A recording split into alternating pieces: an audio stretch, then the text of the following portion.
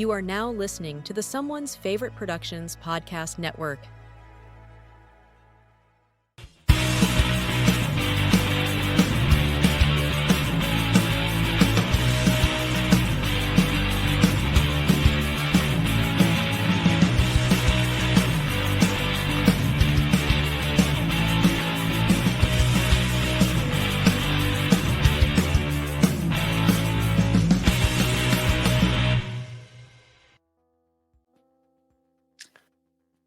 Hello, everybody, and welcome back to Reconnected. Awesome to see everybody on this, I'd say, wonderful, lovely, something like that Thursday, but it hasn't been, so hello.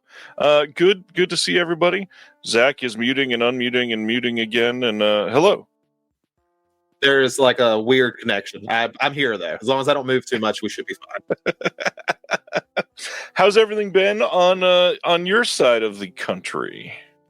I mean, we got some random weather of the East Coast way of it was 60 degrees and then it iced over the next day.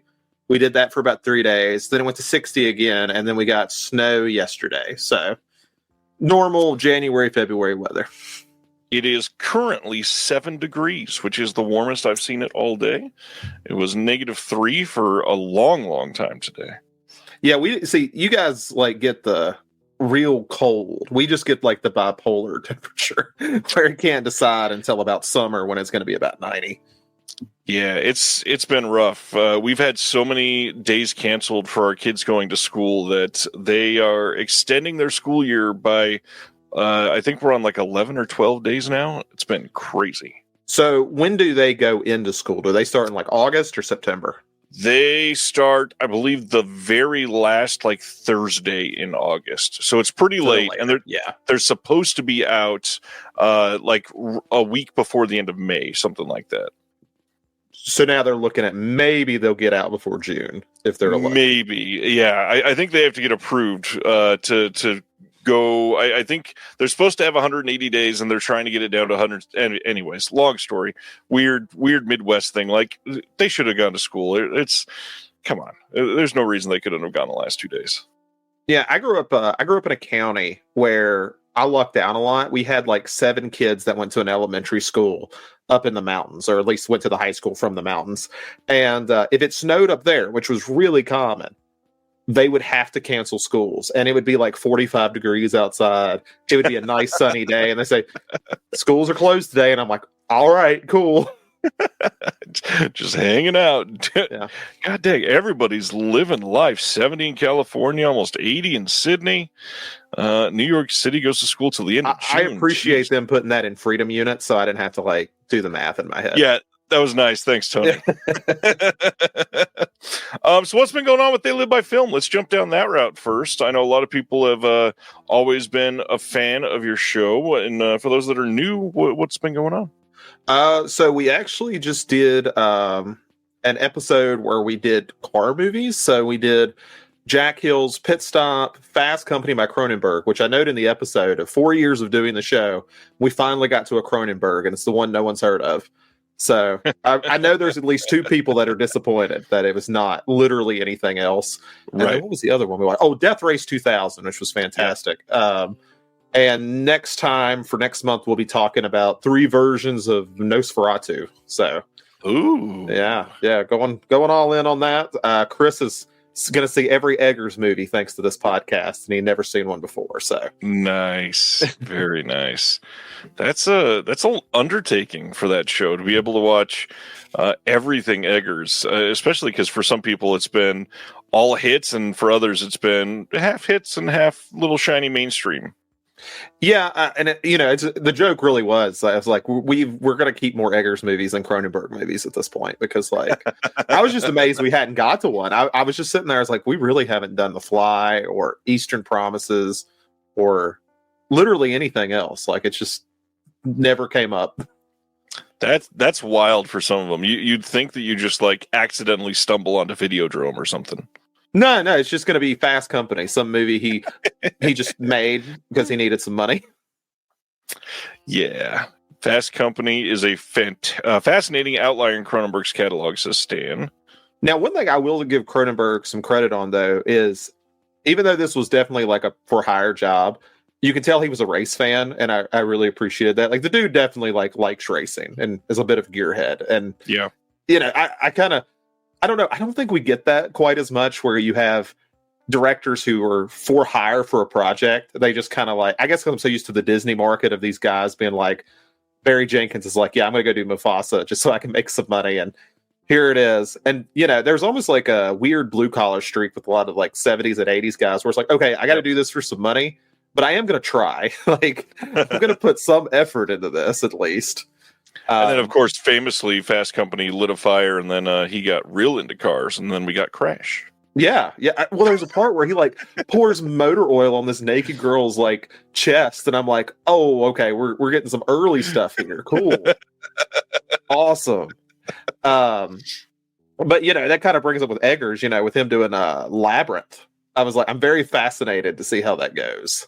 Yeah, if it actually comes to fruition, I'm not going to say I'm against it, but I definitely want to see what he can do because, man, that could be a fascinating tie-in. Yeah. The only thing that like gives me like some optimism is he seems to be bringing his normal crew in. Like I think he's got that poet who's been writing with him the last few movies, and then just like the normal. I think his same cinematographer's coming in, so I'm like, okay.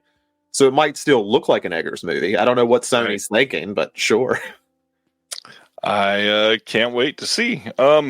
Other than Carsploitation, we're going to be talking about a bunch of movies tonight. After the announcements, we're going to discuss the filmography of one Larry Fessenden.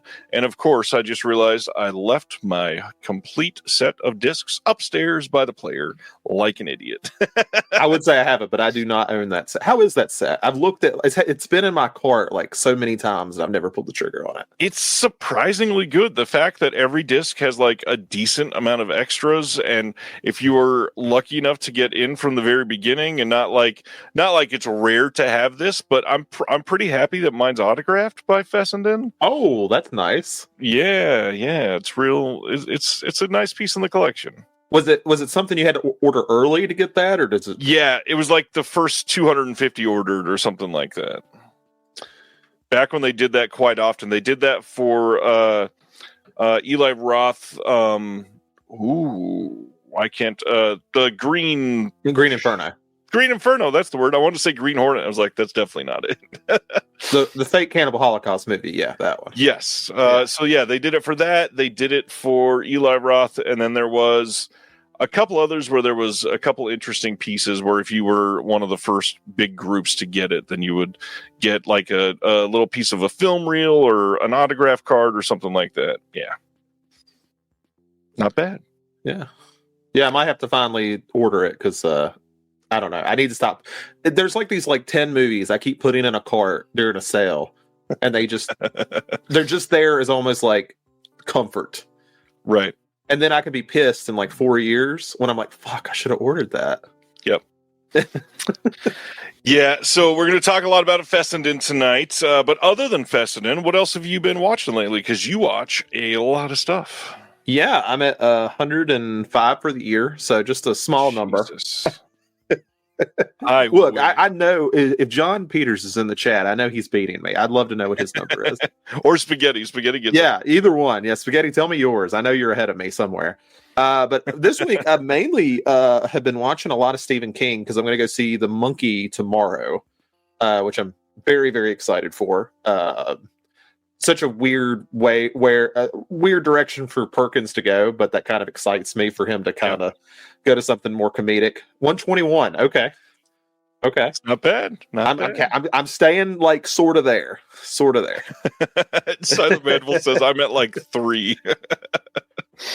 But as far as the ones I've watched, I watched Carrie again. I haven't seen it in years, but that's a phenomenal movie. It's funny because me and you did a Stephen King show, God, a year ago, I guess now, somewhere around there. That whole ranking would be completely different now. Like I think back on it and I'm like, wow. Yeah, because I rewatched Garris's The Stand. I still haven't seen the 2020 version. I've heard like nothing good about it. So I just same. Yeah, like I mean, like with Garris's, I mean, there's like corny elements to it. It's definitely a TV product, but it's surprisingly got like a lot of really good stuff going for it. I really enjoyed like 6 hours kind of flew by. That's impressive to say for as long as it is. What else did I watch? I'm trying to think of some more. I'd have to look at my letterbox, but yeah, mostly just Stephen King stuff in prep, and that's kind of been where I've been at. Besides catching up on some of the stuff we'll be talking about later. What about you? Other than Fessenden, which has been the bulk of my last 10 days or so, we showed the kids a couple of the like weirdo 1993 to 1997 movies that were just how did these get made type of movies. So we showed them Blank Check, and my kid, of course, loved the idea of this kid having freedom to buy whatever he want and live in his own house and do whatever he wanted. So he loved it. And then we watched Richie Rich, and he didn't love that one as much. But Macaulay Culkin playing baseball was fun to watch. So nice to catch up with both of those.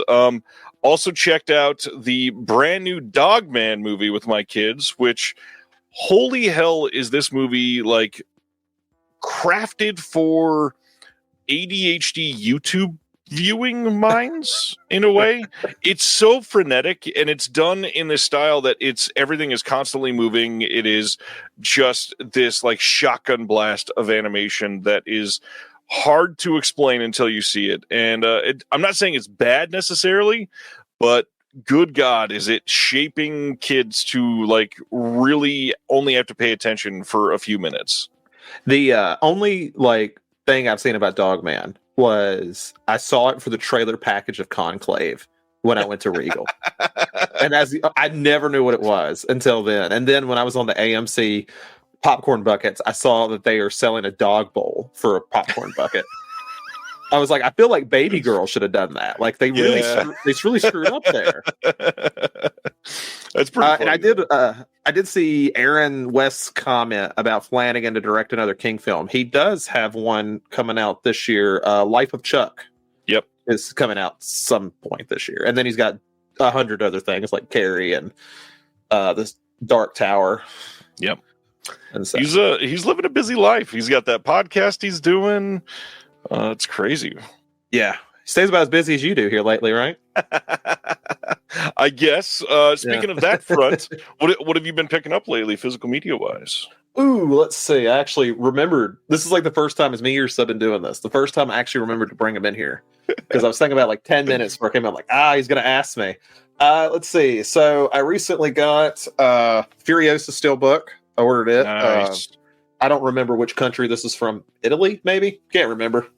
Titan Steelbook. Oh, yeah. I found that one. I think that's on Amazon Germany. No, it's on Amazon US. It just comes from Germany. That's right. That makes sense. Yeah, so I didn't have to import that one. Finally got Pandora's Box, first Criterion I bought away from a sale, and God knows how long. Wow. Yeah. Usually I just wait till November.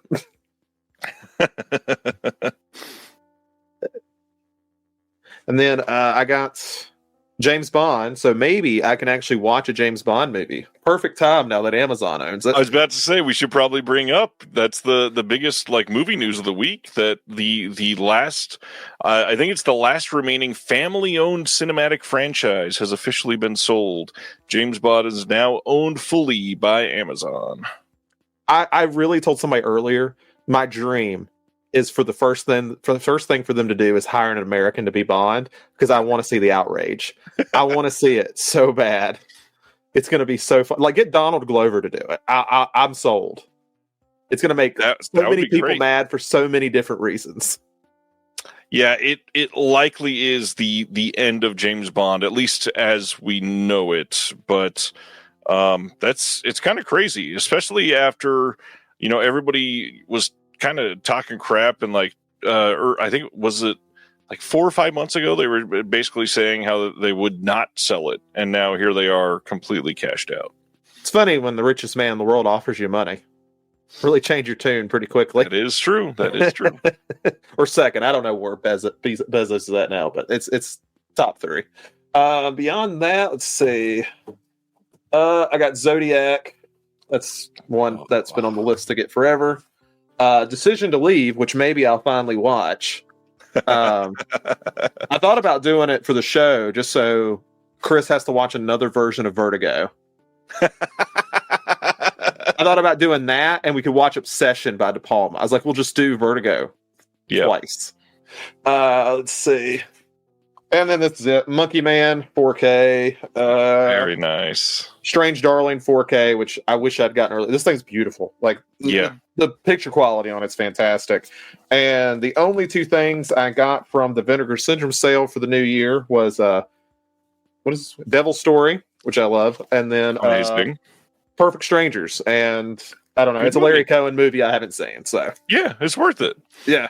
I heard it's like a Lifetime movie by Larry Cohen. I'm like, that sells me more than anything. Yeah, it's definitely worth it for sure. I don't have a whole lot this week. I think there is stuff in my mailbox, but I can't get out to get it because it's just way too cold. Get a door mailbox installed, man. God, I wish they don't do that. These all came, I think, last Friday or Saturday. So I got my newest oscilloscope subtitle, Wildcat. This is a Ethan Hawke directed movie. I've heard about. I saw that like on Letterboxd. I don't know how I got into this rabbit hole with that, but yeah, I was very interested when I learned he directed it. Yeah, it's supposed to be pretty great. I think, if I'm remembering right, Maya Hawke is in it as well. Shocker. Yeah, and Steve Zahn, Laura Linney, decent sounding cast.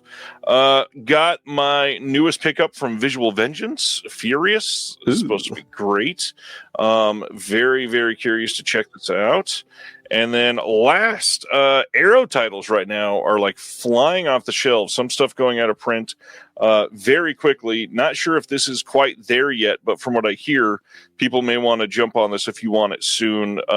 Again, not inducing FOMO, but if this is like one of your favorite movies and you wanted the full limited edition, Life Force by Tobe Hooper, 4K from Arrow, is supposedly almost gone already, and cannot wait to watch this one in 4K. Did Scream do that one as 4K, or they only have a Blu-ray?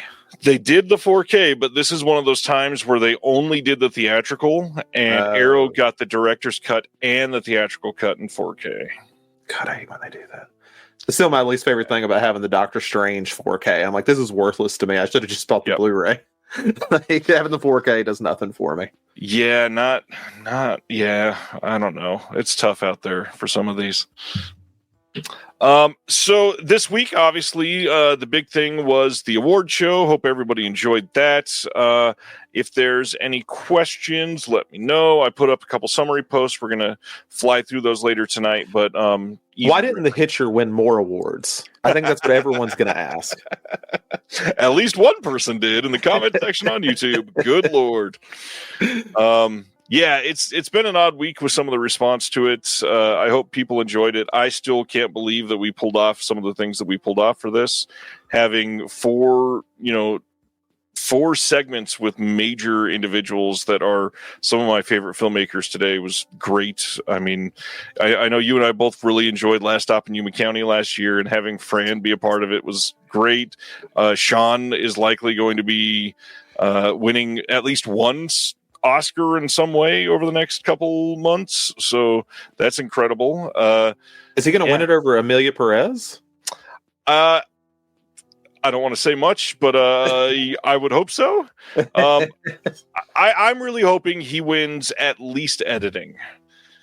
I don't know if he'll win Best Picture. Honestly, I think he has more of a chance now than he did a couple months ago. But it won BAFTA, didn't it? Yes. Yeah, yes, okay. And he also just won PGA and DGA for directing, and screenplay, which is crazy. Yeah, only something like only 11 movies in history have won most of those and didn't win Best Picture. It's like very few.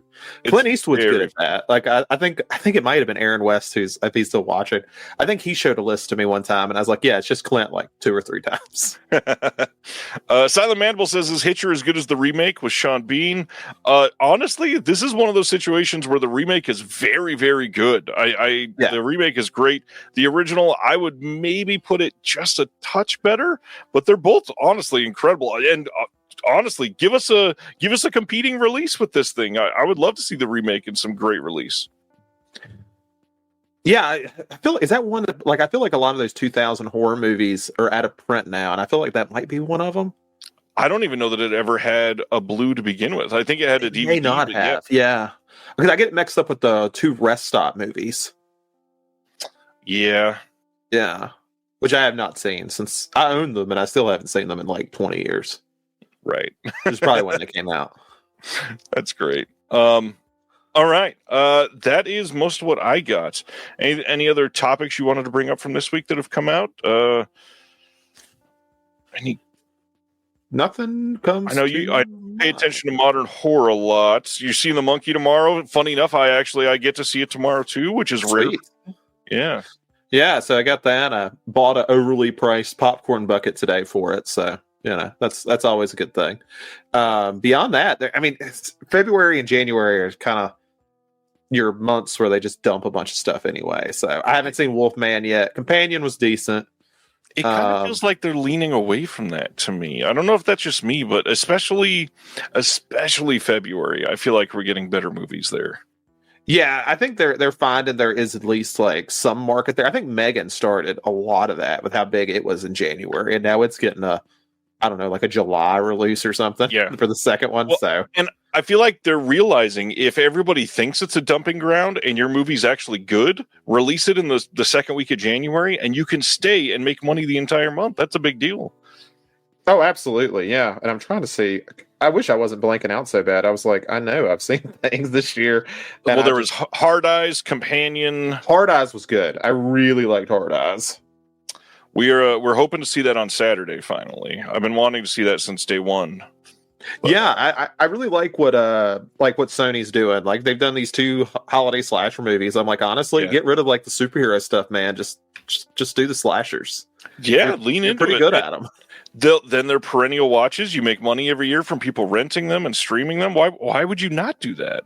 Yeah, and I have mixed feelings about Eli Roth, but I still think Thanksgiving might be like one of the best things he's ever done. Like, I just really like Thanksgiving. Yeah, it's pretty great. And then Josh Rubin, I think he's a good director. Yeah. You just get good directors who like slasher movies to make slasher movies. It's not a hard concept. That is true. I mean, we just talked about that. If somebody's passionate about something, it'll be better, even if they're like a work for hire director at that moment. Yeah, it's what we did in the 80s, right? Like, here is random holiday, do a President's Day movie. How long ago was that? I think it was like a year and a half ago. I did a live stream where I was trying to capture as many holiday horror movies as I could, and I still have that list, and it's still not. I still don't think it's exhaustive. I know I'm missing a bunch.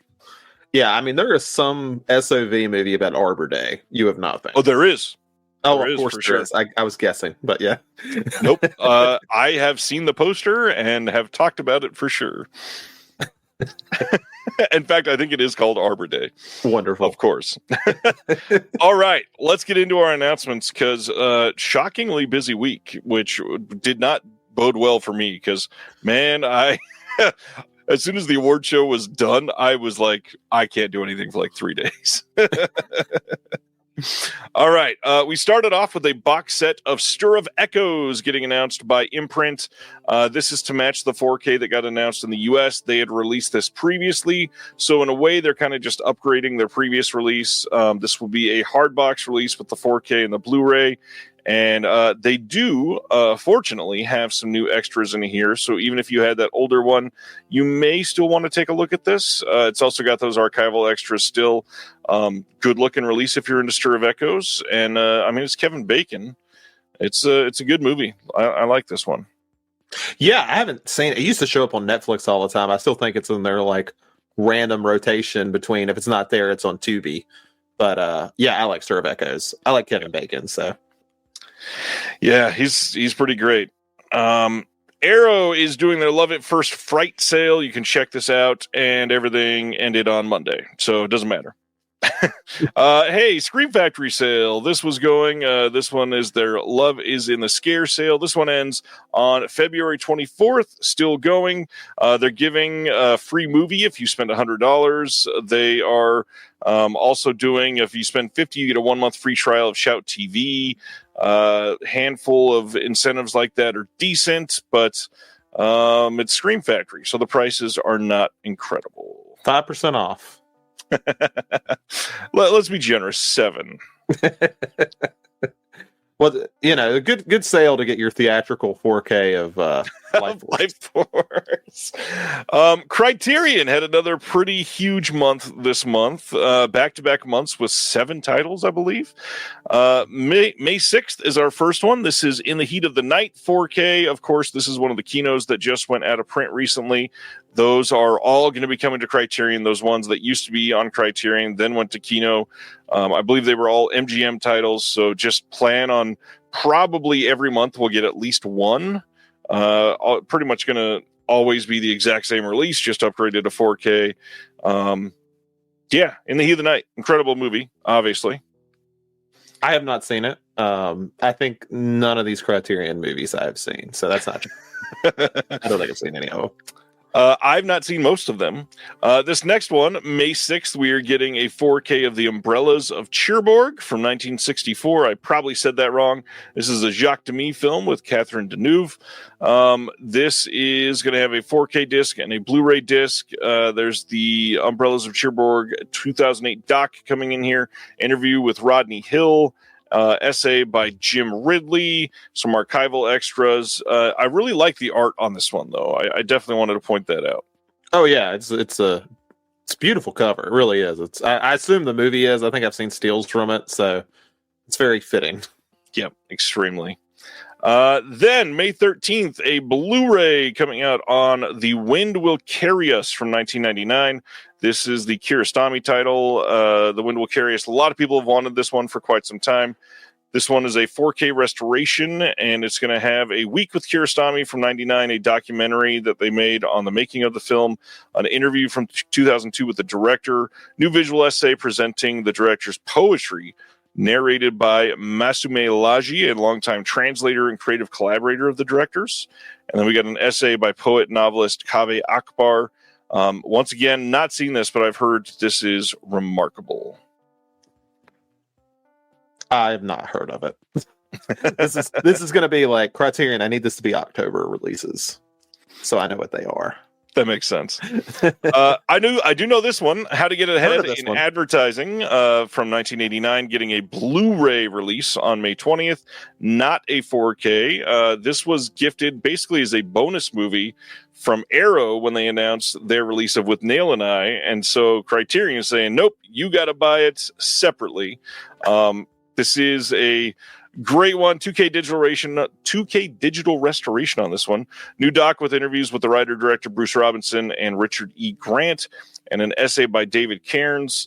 And then, of course, With Nail and I, getting a 4K and Blu-ray release on May 20th for the U.S.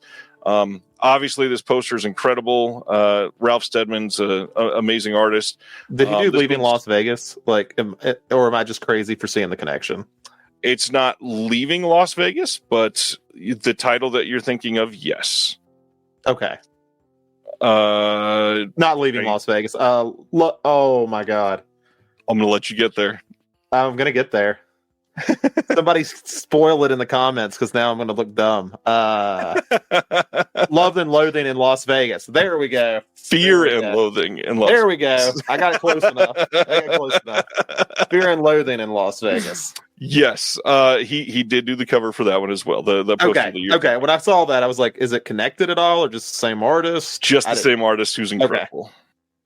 Okay. So this one, 4K. We got 2 audio commentaries. They are from 2020 and 2001. I believe the 2021 is one that Arrow had been putting together.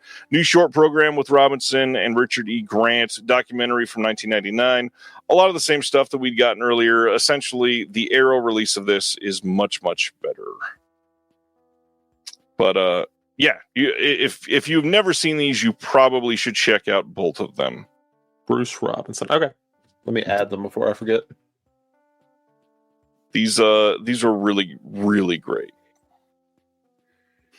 Then they are also putting out on May 27th a 4K and a Blu-ray release for a double feature of The Three Musketeers and The Four Musketeers from 1973 and 1974. These are the incredibly casted Musketeer films from the UK by Richard Lester. These were previously released on 4K by Studio Canal. And these are going to have a new documentary by critic David Cairns, Saga of the Musketeers from 2002, a two-part documentary, Making of the Three Musketeers from 73, and then an essay by Stephanie Zacharek. These are... I remember seeing them a long, long time ago when I watched all of the Musketeer movies that I could. Loved them then. Have not seen them in ages and barely remember them.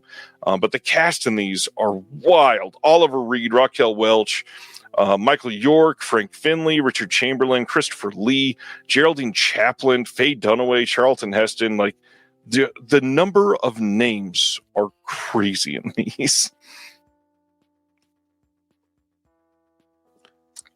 Yes. So I have not seen that one for sure. I was sitting there looking at the cast. I was rereading them back, but yeah, I've not seen that. It's crazy. Then on May 27th, we get a 4K and a Blu-ray release of Killer of Sheep from 1978 by Charles Burnett. This one, for those that have not heard about it, a quiet revelation of American independent filmmaking. Charles Burnett's lyrical debut feature unfolds as a mosaic of black life in the Watts neighborhood of L.A., where Stan, a father worn down by his job in a slaughterhouse, and his wife seek moments of tenderness in the face of myriad disappointments. Equally attuned to the world of children and that of adults, Burnett, acting as director, writer, producer, cinematographer, and editor, finds poetry amid everyday struggles in indelible images that glow with compassionate beauty. Largely unseen for decades following its completion in 1977, Killer of Sheep is now recognized as a touchstone of the groundbreaking LA Rebellion movement and a masterpiece that brought Black American lives to the screen with an aching intimacy like no film before. This was restored by UCLA Film and Television Archive, Milestone Films, and the Criterion Collection, all working together. We got an audio commentary with Burnett and Richard Pena, new interviews with Burnett and Henry Gale Sanders, new appreciation by Barry Jenkins in here, two shorts by Burnett, a documentary from 2019 by Burnett, cast reunion from 2007, and then an essay by Danielle Amir Jackson, which to me, this screams like the release of the month if you were all in on extras. Yeah, I mean, that's a ton for a movie that I've definitely not heard of, and it feels like a smaller release. Yeah, this is one that is going to be day one for me. I normally don't, just like you said, don't get Criterions outside of sale times, but other than the Baker titles that were announced last month, this is immediately on my list to definitely have to pre-order and get as soon as possible. When do they do Flash? I know they do Flash in February, and do they do it again in May or June? No, they do their Flash in October, I think. October. Aaron in the chat, if you want to confirm that, I believe it's October. Jim says the Studio Canal Musketeer films unfortunately didn't have good color grades, too yellow and green. The Criterions will likely be identical. Yeah, almost guaranteed. Yes, there will be a flash sale in March because they would have hinted at it already if it was going to be in February, probably. So yeah, we'll have one in March, and then we'll likely have one in, I believe, October. Okay. And then the two barn sales in between. Yep. Then we got some Melusine titles that went up for sale last week. The Quality X line gets Blonde Goddess from 1982, and here is the slipcover. Very tastefully censored there. For Good job. This is directed by Bill Milling. Has a new restoration in 4K from the OCN. It's got a trailer on there, a teaser, an image gallery, but that is it. Yeah. Cool cover. I'm not going to buy it, but cool cover. Yeah, the Quality X line has been good, really great sometimes, and then some are just not really my bag. Not sure about this one. Then we got from the Picorama line a triple feature of the Vixens of Kung Fu, Sunny, and the Nightbird, with 6 different tasteful censorships on that one. This one, I believe, if I'm remembering right, no extras because we've got 3 different films on this one. Yeah, I guess if the two, you can just count like the two of the films as extras. Essentially. Just pick your favorite and say the other two came extra. Then they started releasing some merch for their Valentine's sale as well. They had this Sex World shirt, which is pretty nice. Again, I'm assuming the black circle is on the shirt when you get it. It is, but you have to pay extra for the circle. So Okay. Send all orders to Ryan. That way you can wear it in public. They also are selling these Peakorama and Distrib-Pix patches, if you're still using patches. And then this enamel pin for Sex World.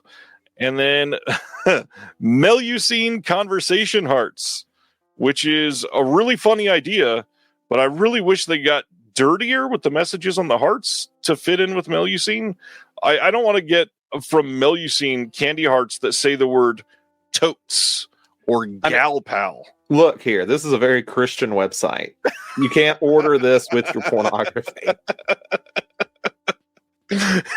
I mean, have a little class. You're designing the box to be, let's be honest, a box. And the words that you show in the advertisement are totes and gal pal. I mean, they could have done so much better than that.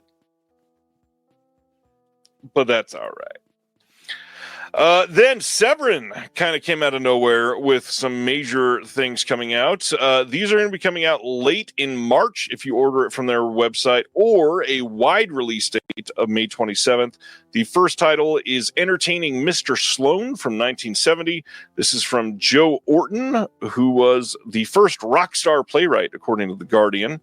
This is going to have an audio commentary with Nathaniel Thompson and Orton scholar Dr. Emma Parker. Some archival interviews, 60 years of Joe Orton's Mr. Sloan featuring Malcolm McDowell and Maxwell Caulfield. Some archival interviews following that as well. We've got some location featurettes, costuming and sexuality, and Entertaining Mr. Sloan, a new visual essay by Alyssa Rose, which was inspired by Lee Gammon, getting Alyssa to do that. So I'm glad that his influence is still being felt. You know, I've never heard of this movie before. You just mentioned it, but even looking at the cover, somehow I knew Malcolm McDowell was in this movie. I don't know how, but I knew.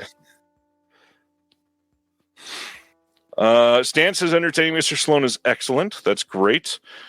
Giant penis cover on the front there for anybody that wants it. See, I think when I was like kind of reviewing what we'd be talking about, I actually think I went over this one. I was like, oh, that's one of the porn ones. Didn't even like give it a second thought. Oh, man. Gary Oldman starred as Joe Orton in the biopic Prick Up Your Ears. Good to know. Good to know. That is such an odd biopic. Like, that's a random biopic to make. The same dates, so late March if you get it from their site, and then May 27th if you get the wide release. In My Skin. This is a title that is from 2002 that many have heard of as possibly the first of the new French Extremity titles. There's a handful that vie for one of those distinctions, basically. So this says, you will never forget the debut film by writer-director-star Marina Devon. After a disfiguring leg injury, a young woman develops an unsettling secret relationship with her own body in which pain is pleasure, mutilation is love, and hungers of the flesh have a mind of their own. This is a beautiful and terrifying body horror tour de force, scanned in 4K from the OCN for the first time ever, with 7 hours of special features curated exclusively for this release. It will also have this special diagonal cut slipcase if you get it from their website. The slipcase itself is limited to 2,500 units, which wanted to highlight because Severin for a long time had not been getting counts for any of their limited titles. They would say, like, here's our limited edition or website exclusive slipcover, and then they would just sell them for years. They were somebody that would seem to not be limiting their supposed limited edition titles, but this looks like they're limiting that case to 2,500. So not sure how that's going to sell, but if you're into it, you might want to keep an eye on that stock count. I'm sure they'll remind you to induce that FOMO. Yeah, 2,500 until they uncover a box in the warehouse. I'm kidding. They're not as bad about that. Severed has never done that. No, they haven't. So. I wouldn't be able to make that joke later. So, touche. This is going to have multiple commentaries. One by Marina Devon, one by Justine Smith. We've got an exclusive Faculty of Horror episode on In My Skin. We've got the same commentaries on the Blu-ray disc, and then a bunch of interviews and visual essays. One by Alexandra Heller Nicholas. Trailers, student short films from Marina Devon as well, which is awesome. And then one of them even has a commentary by the director. And this looks to be like a really solid release if you're into this. Yeah, I've loved which we're going to get into more new French Extremity here very soon. But I've liked how much like it's been getting like really nice release. Like Frontiers and High Tension got good releases from Second Sight. Yep. Martyrs has had about 8,000 releases. Yet none in the U.S. None in the U.S. Just the remake. And I mean, thank goodness for that.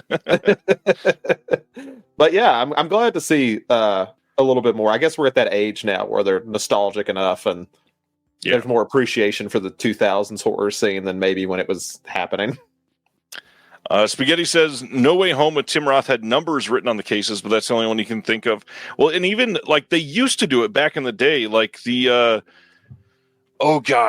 did that, the Banana Edition or something. What is the title of that one? Was it Who? Or what? Let me see. It's down here somewhere. It's What by the Roman Polanski film What. When this first came out and it was limited, it had a sticker on the front and it would tell you like they had 2,500 copies or 2,000 or something like that. But that's been a long time since they used to do that. Not sure what changed. Like they got more popular and were selling more, so maybe they just said, why limit them? So I don't know. Been a long time. Some of those titles used to only be limited to 1,000 too.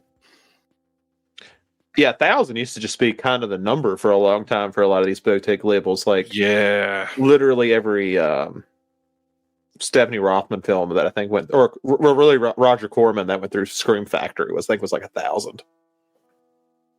Spaghetti just reminded me. It's the Hot Nights of Linda. That was. Oh, here it is. Do I have the Banana Edition? I do. Strictly limited edition. First 2,500 contain a bonus disc. And here's the Banana Edition of her. What is on the additional disc? The alternate French version. Wild.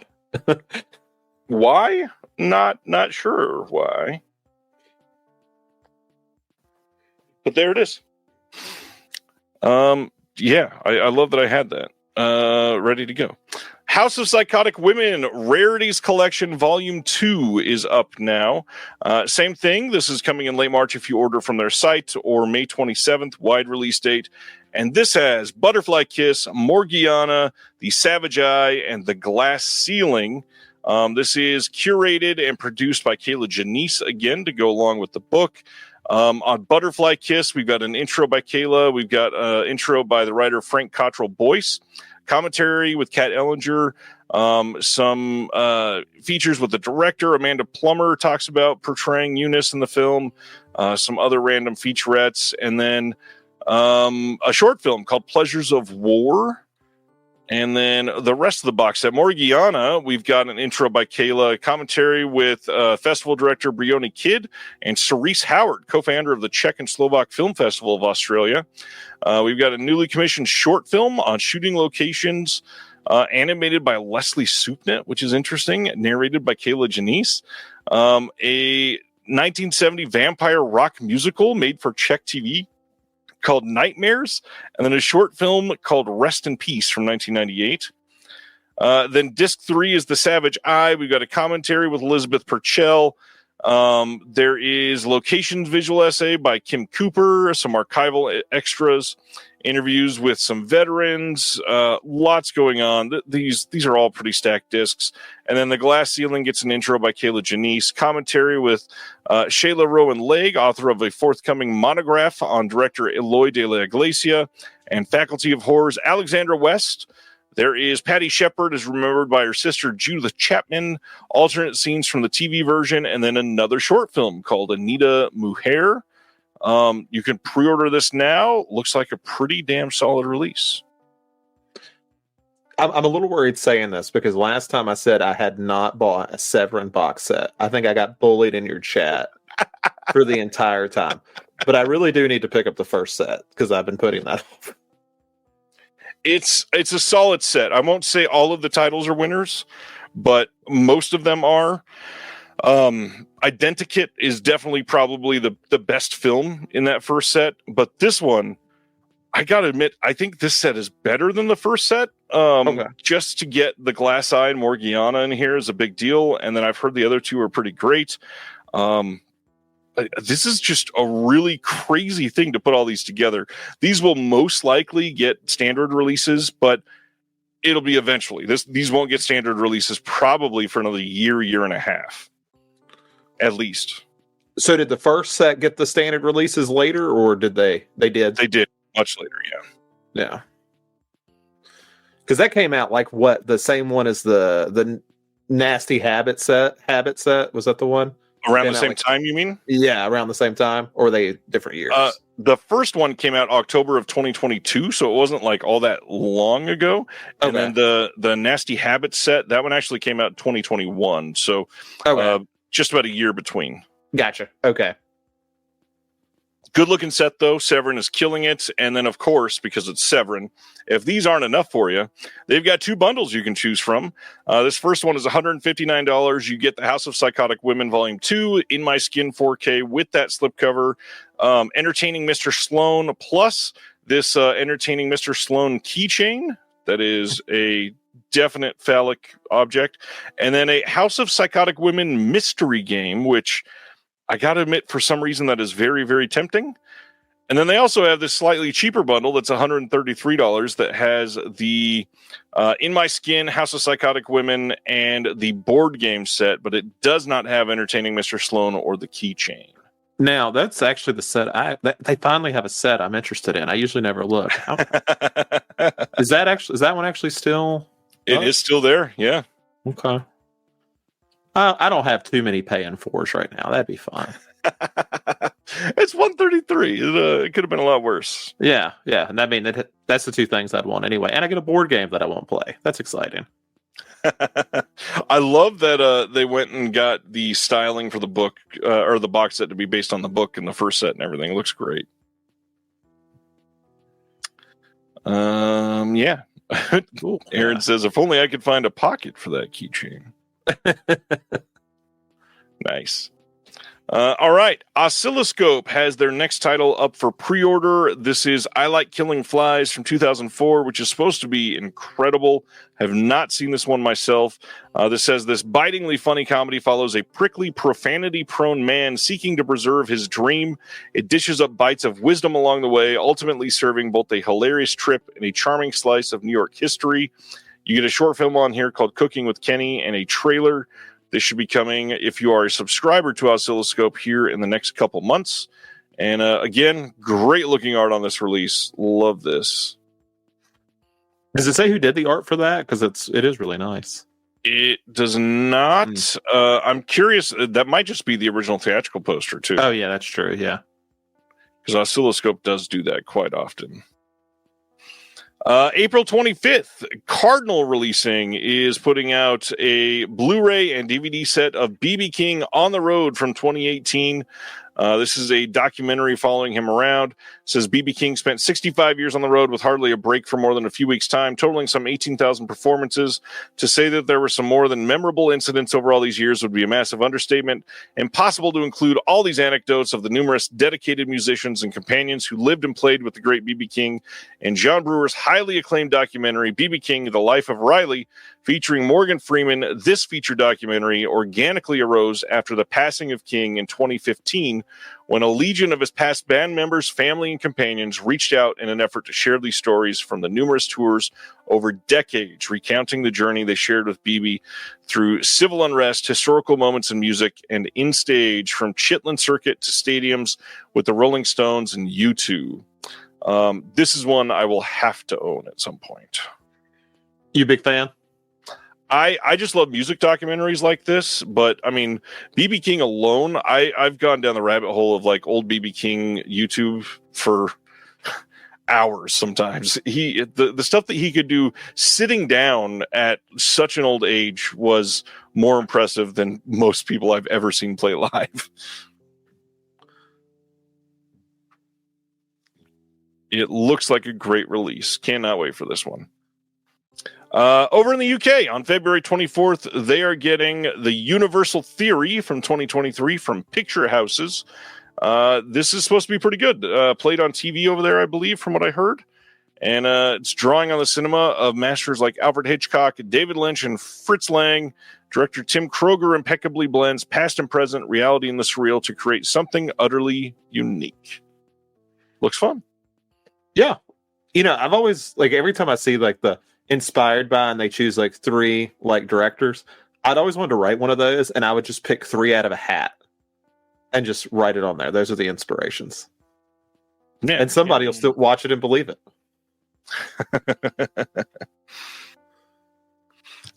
Next one, Kino announced that Dead of Night from 1945 is getting a 4K release. We just discussed this as coming on Blu-ray from Imprint in a double feature release. But yeah, the OG anthology is getting a 4K release soon from Kino. Have you seen this one, Zach? I have not. I'm actually adding it now, so I remember to watch it. It is pretty good. It's not inherently scary, but man, it is a pretty great anthology. Yeah, I mean, the cover art's going to sell me, so it's fine. Of course. It's a beautiful one. Then, one of the biggest pieces of news of the week, Kino soon will be releasing Night of the Juggler on 4K from 1980. This is a brand new HDR master of the James Brolin starring film that we've been told for years we could never have released, I believe because of music rights.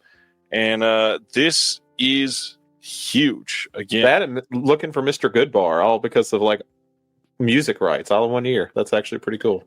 And those aren't the only ones. We've had like 12 Grail titles in the last year, all because of rights. Kind of crazy what we've seen pulled off here recently. Well, maybe finally Scream Factory can get that one last song for Return of the Living Dead and put it out one more time. But in the meantime, if people want the Second Sight Steelbook that has that song, I'll sell it to you for $400. That's not relevant anymore. Speaking of Dogman earlier, if you would like to own it, you can buy it on Blu-ray and DVD in the U.S. from Universal on April 1st. This is going to have a feature commentary with the director and writer Peter Hastings, some deleted extended scenes. It's going to have a behind the scenes of the recording sessions. It's going to have Ace reporter Sarah Hadoff delivering a special report on the making of how to draw Flipperama style, blah, blah, blah, a lot of this other stuff. But the big thing that I want to highlight, this little disclaimer that I put in here for things coming from Universal Pictures lately. The digital release for Dogman is in 4K Dolby Vision and has Dolby Atmos on the disc. How do you not put either of those things on disc if you have it widely, readily available? I do not understand. Universal is continuing to do this with some of their titles. I have a feeling that this will likely get a re-release. Let's see, this is coming out in April. I'm going to say around September. That'll be 4K. They'll probably do like a 4K steelbook to entice parents to buy it for their kids. And it'll be, hey, now you can get Dolby Vision and Dolby Atmos. I'm saying it now. Do not purchase this title on Blu-ray. This is crazy. Yeah, and this is like a minor complaint in comparison. But Universal also pisses me off with their 4Ks because they tell you it's a 4K release 8 times on the cover. Yep. I guess when they finally do a movie in 4K, they want you to know we really did it, guys. Not just the digital. Yep.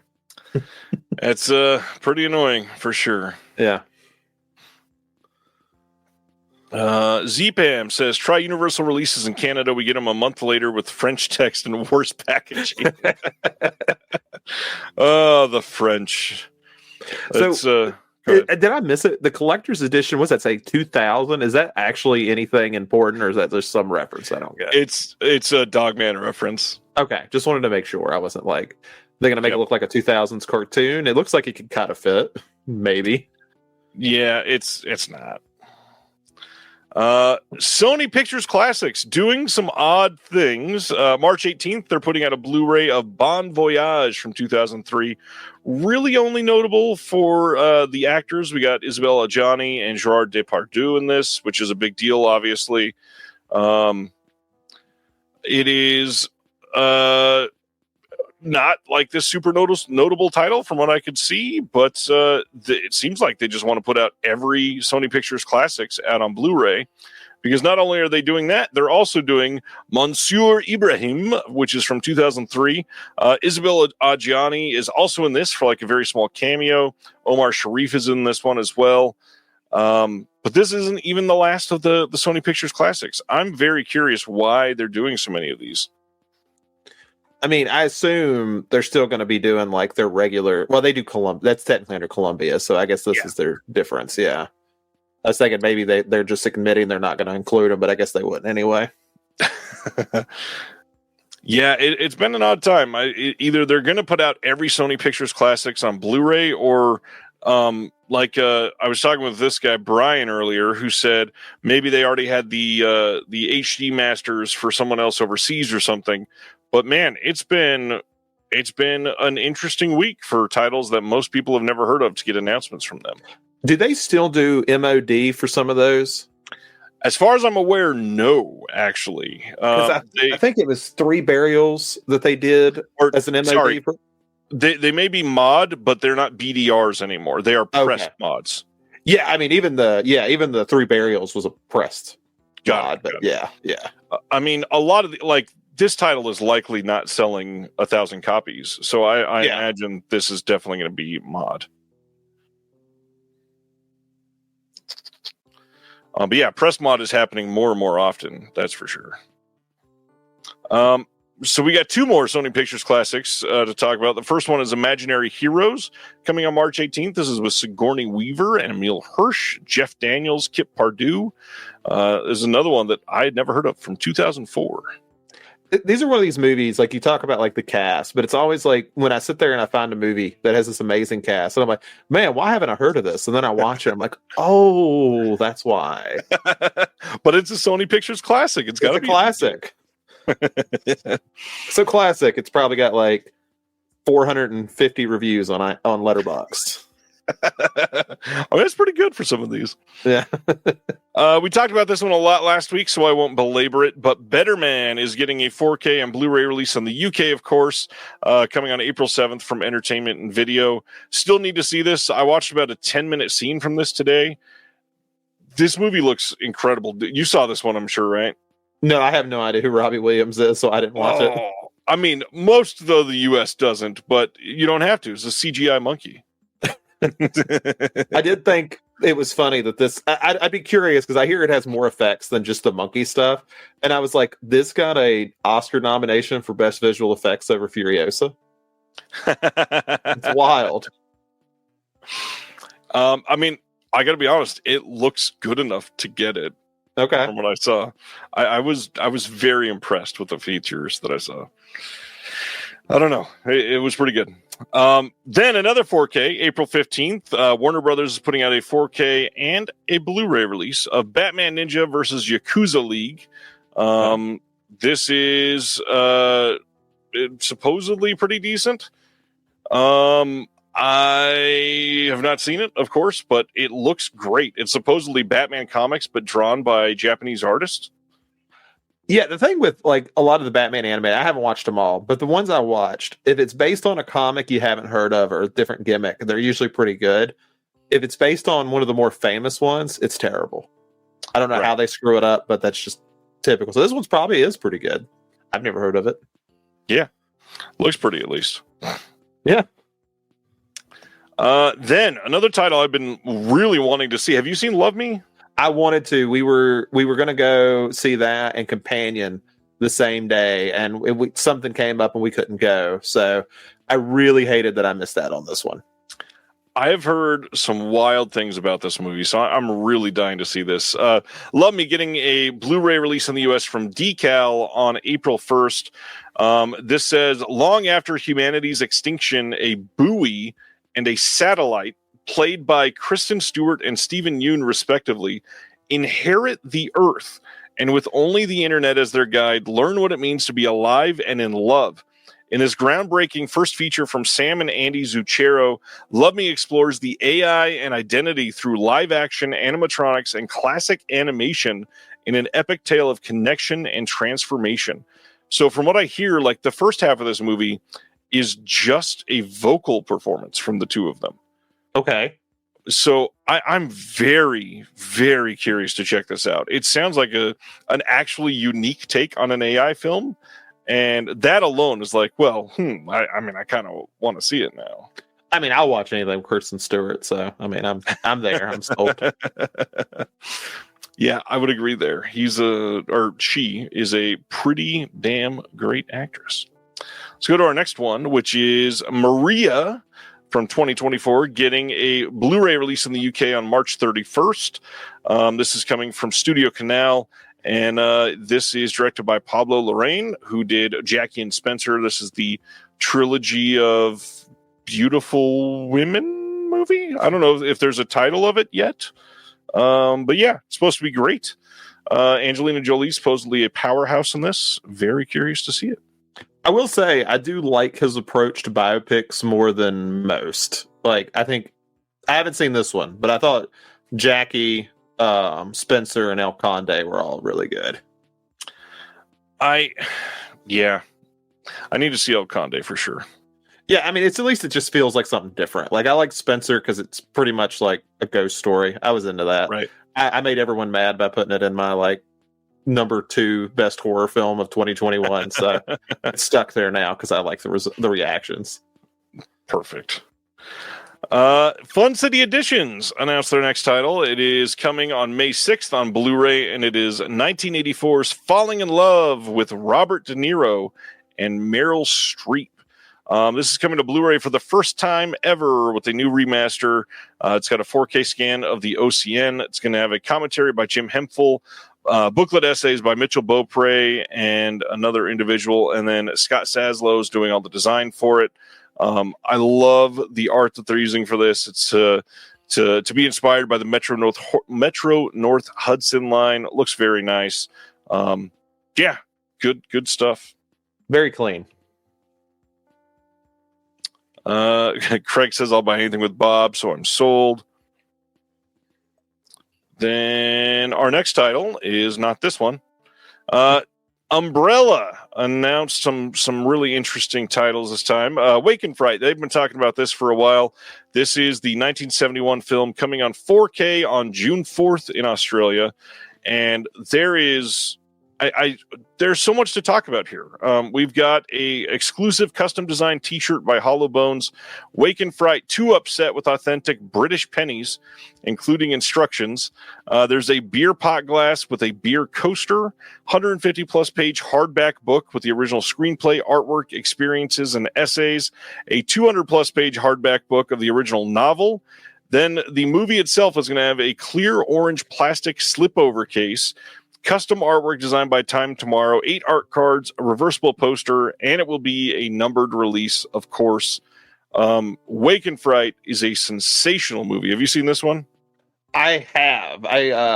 It's been a while. I think I watched it when it was first. I guess it was considered lost for a while, right? And then it finally got a Blu-ray. So yeah, I remember watching it then. I really liked it. I need to revisit it. So maybe I'll revisit it with the 4K. It is a sweaty damn movie, but very much worth a watch if you've never seen it. So that is the deluxe release, but if you get the standard or the deluxe, you of course get the same discs. We're going to have a new feature remastered in 4K with Dolby Vision.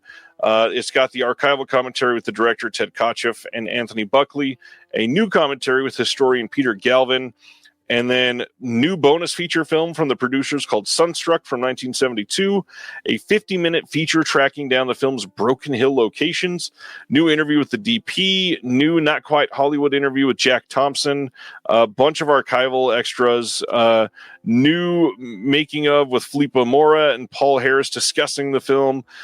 We've got a trailer reel of Australian films helmed by overseas filmmakers, new interview with Ted Kotcheff about his career. I mean, there's so much more on here that this alone could have been like another full post on here for this title. You know, and it's fascinating. I didn't know this was filmed in Broken Hill, and it's just like, it's wild how many like big influential movies in Australia were filmed there. Because I feel like every time a bigger one releases like filmed at Broken Hill, I'm like, oh, okay, that's cool. There was a Mad Max documentary I watched where they talked about like still finding parts from cars that they wrecked in Broken Hill. So I always thought that was neat. Very, very neat. An interesting time. I love that they're doing it. That is just their first title, though. And next up is June 4th again, coming on Blu-ray, their New Extremity Collection, Volume 1. And this is going to include High Tension. This is also going to include Anatomy of Hell, Frontiers, and Martyrs. Now, for some people, this is going to seem like you're overdoing it because High Tension and Martyrs have already had pretty great releases recently. Frontiers also got that release from Second Sight. Martyrs has been released many, many times elsewhere other than the U.S., but this box does a lot to kind of sway you, even if you were just sort of considering it. There's a 100-plus page book with essays in it. The artwork is custom, 8 art cards, 2 posters. High Tension has a new commentary with Josh Nelson and Alexandra Heller-Nicholas. There is a new piece on Alexandra Aja's High Tension with Anton Battelle. New stills gallery, plus a whole bunch of archival extras. New work on Anatomy of Hell has a commentary by Alexandra West. Kath Dooley on Catherine Briat's Anatomy of Hell. Let's see, a visual essay by Nadine Whitney also. The Tortured and Suffering Women, a New French Extremity with Zoe Rose Smith. Frontiers gets new extras, and then Martyrs is essentially the old disc that they'd already put out. Are you considering this one? I am, only because I've never bought Martyrs. I've seen it plenty of times over the years, but I guess I've always kind of held out hope that maybe we would actually get a release here. But right, it might just be time to just get it, because the only one of those I own is High Tension, so it'd still be a pretty worthwhile set to grab. Yeah, it's an interesting set too, because if you've got 2 of these films and not the other 2, it's almost price wise worth it. But even if these are some of your favorite movies, new extras on these are pretty great to have everybody talking about them. So it's tough.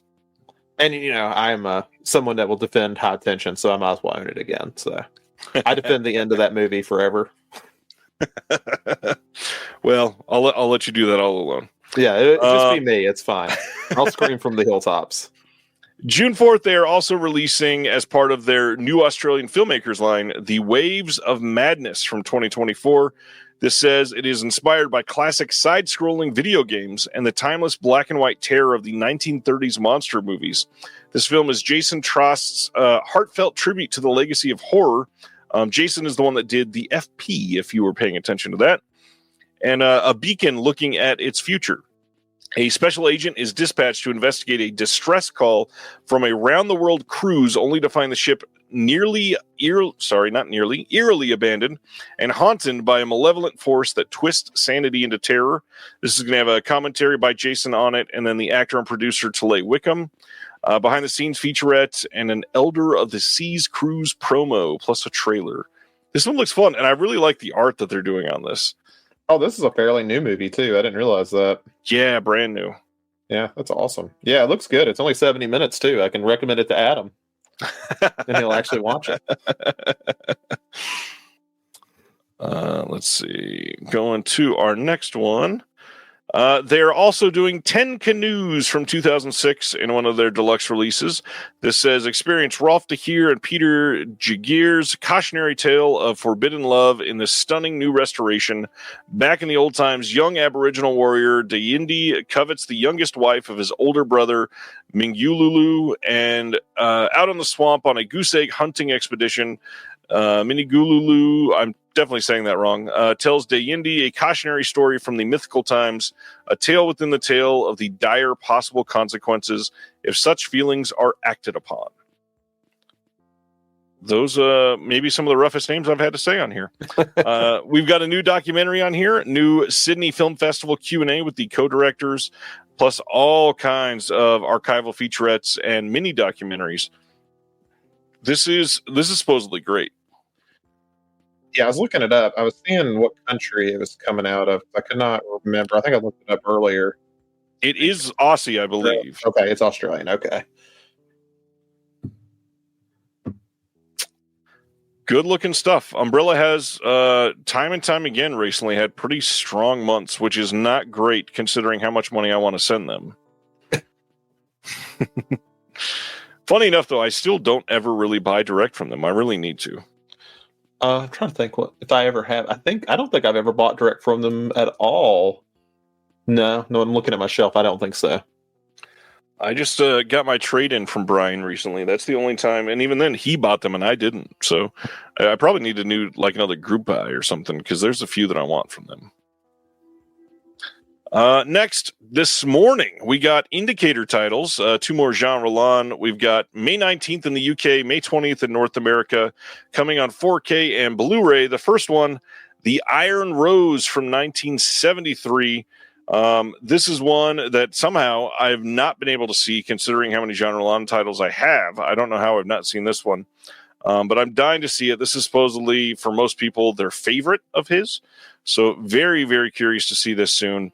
You got a commentary with Tim Lucas on here. We've got all kinds of archival featurettes. If you have any of these Jean Roland titles they've put out before, you kind of know how they treat these. They get new extras. They get all kinds of archival extras. Great booklet, new everything. The restorations look solid.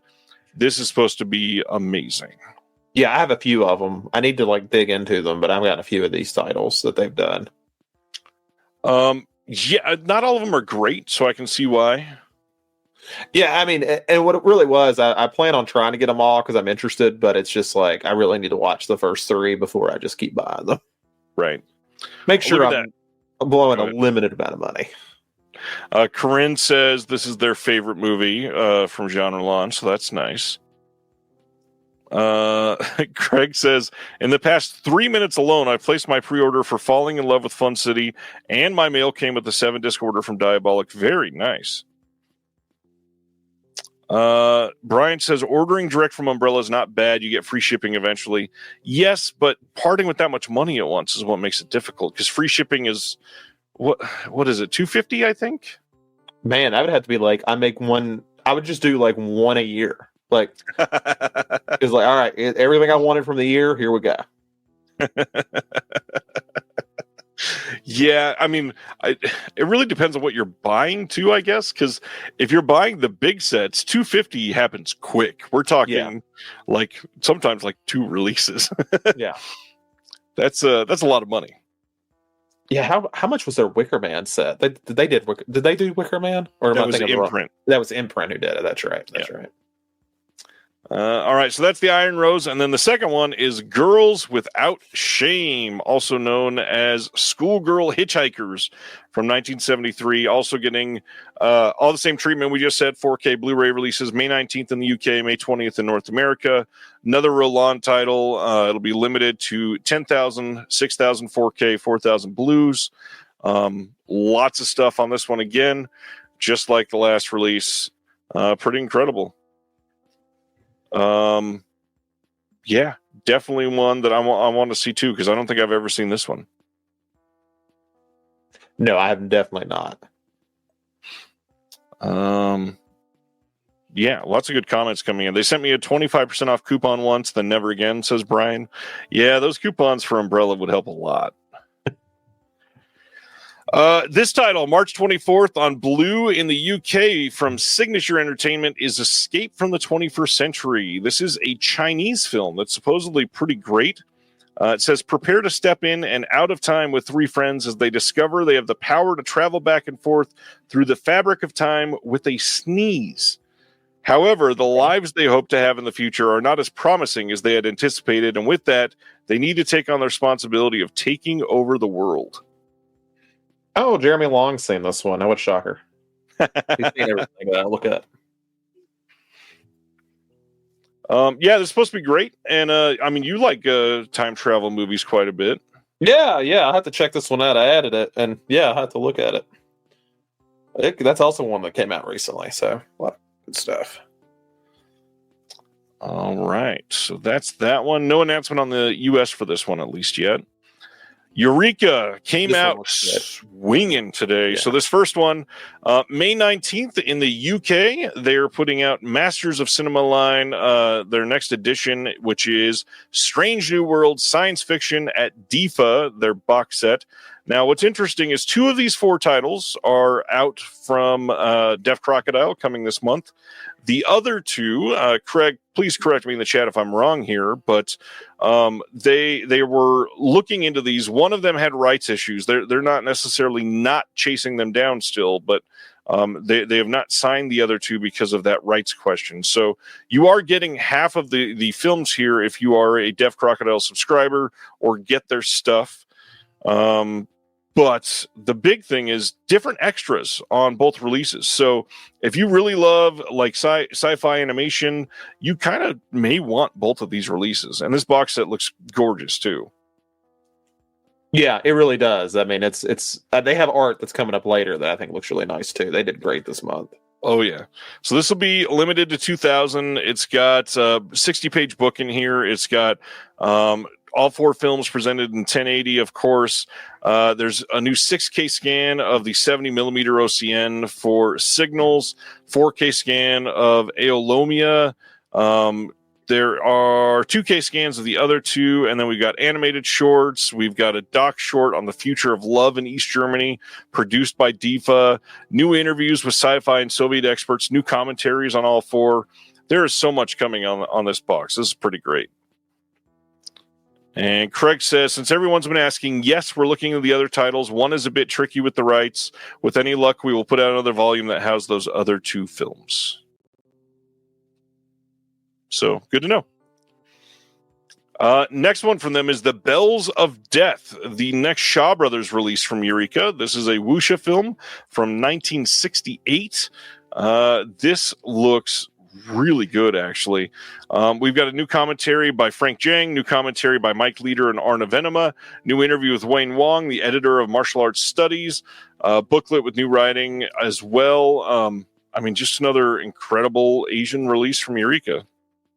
So between Scream, Arrow, and Eureka, are we like getting close here to all these Shaw Brother movies? Not even remotely close. Wonderful. That's the crazy part. That's the intimidating part of why I haven't gotten into them. There's still like 450 other Shaw Brothers titles that have never been released on Blue. At least it can last a while. Well, I'm willing to bet most of those don't have good elements. So hopefully we can get a lot of them in HD. But yeah, there are so many left to come. That's wild. Yeah, you said, are we close? And Brian immediately said no. When I said 450, he said or more. And then KN5150 says not even half. Yeah, there's a lot. So Arrow's put out what, 3 volumes, and then 3 of their Shaw scopes, and they put out standalone titles that were Shaw Brothers titles too. And then Scream, have they put out anything unique that Arrow hasn't put out? Oh yeah, all of them. Okay, I didn't know. I couldn't remember. I like I said, I'm very unfamiliar if there's like overlap there or not. Well, got to remember the Arrow Shaw Brothers box sets are released in the U.S. too. So Scream couldn't get the rights for those. Oh, okay. Then they're also putting out Terror in the Fog, the Wallace Creamy collection, or the Wallace Creamy at CCC collection. This is from 1963 to 1964. It includes The Curse of the Yellow Snake, The Strangler of Blackmore Castle, The Mad Executioners, The Monster of London City, and The Racetrack Murders.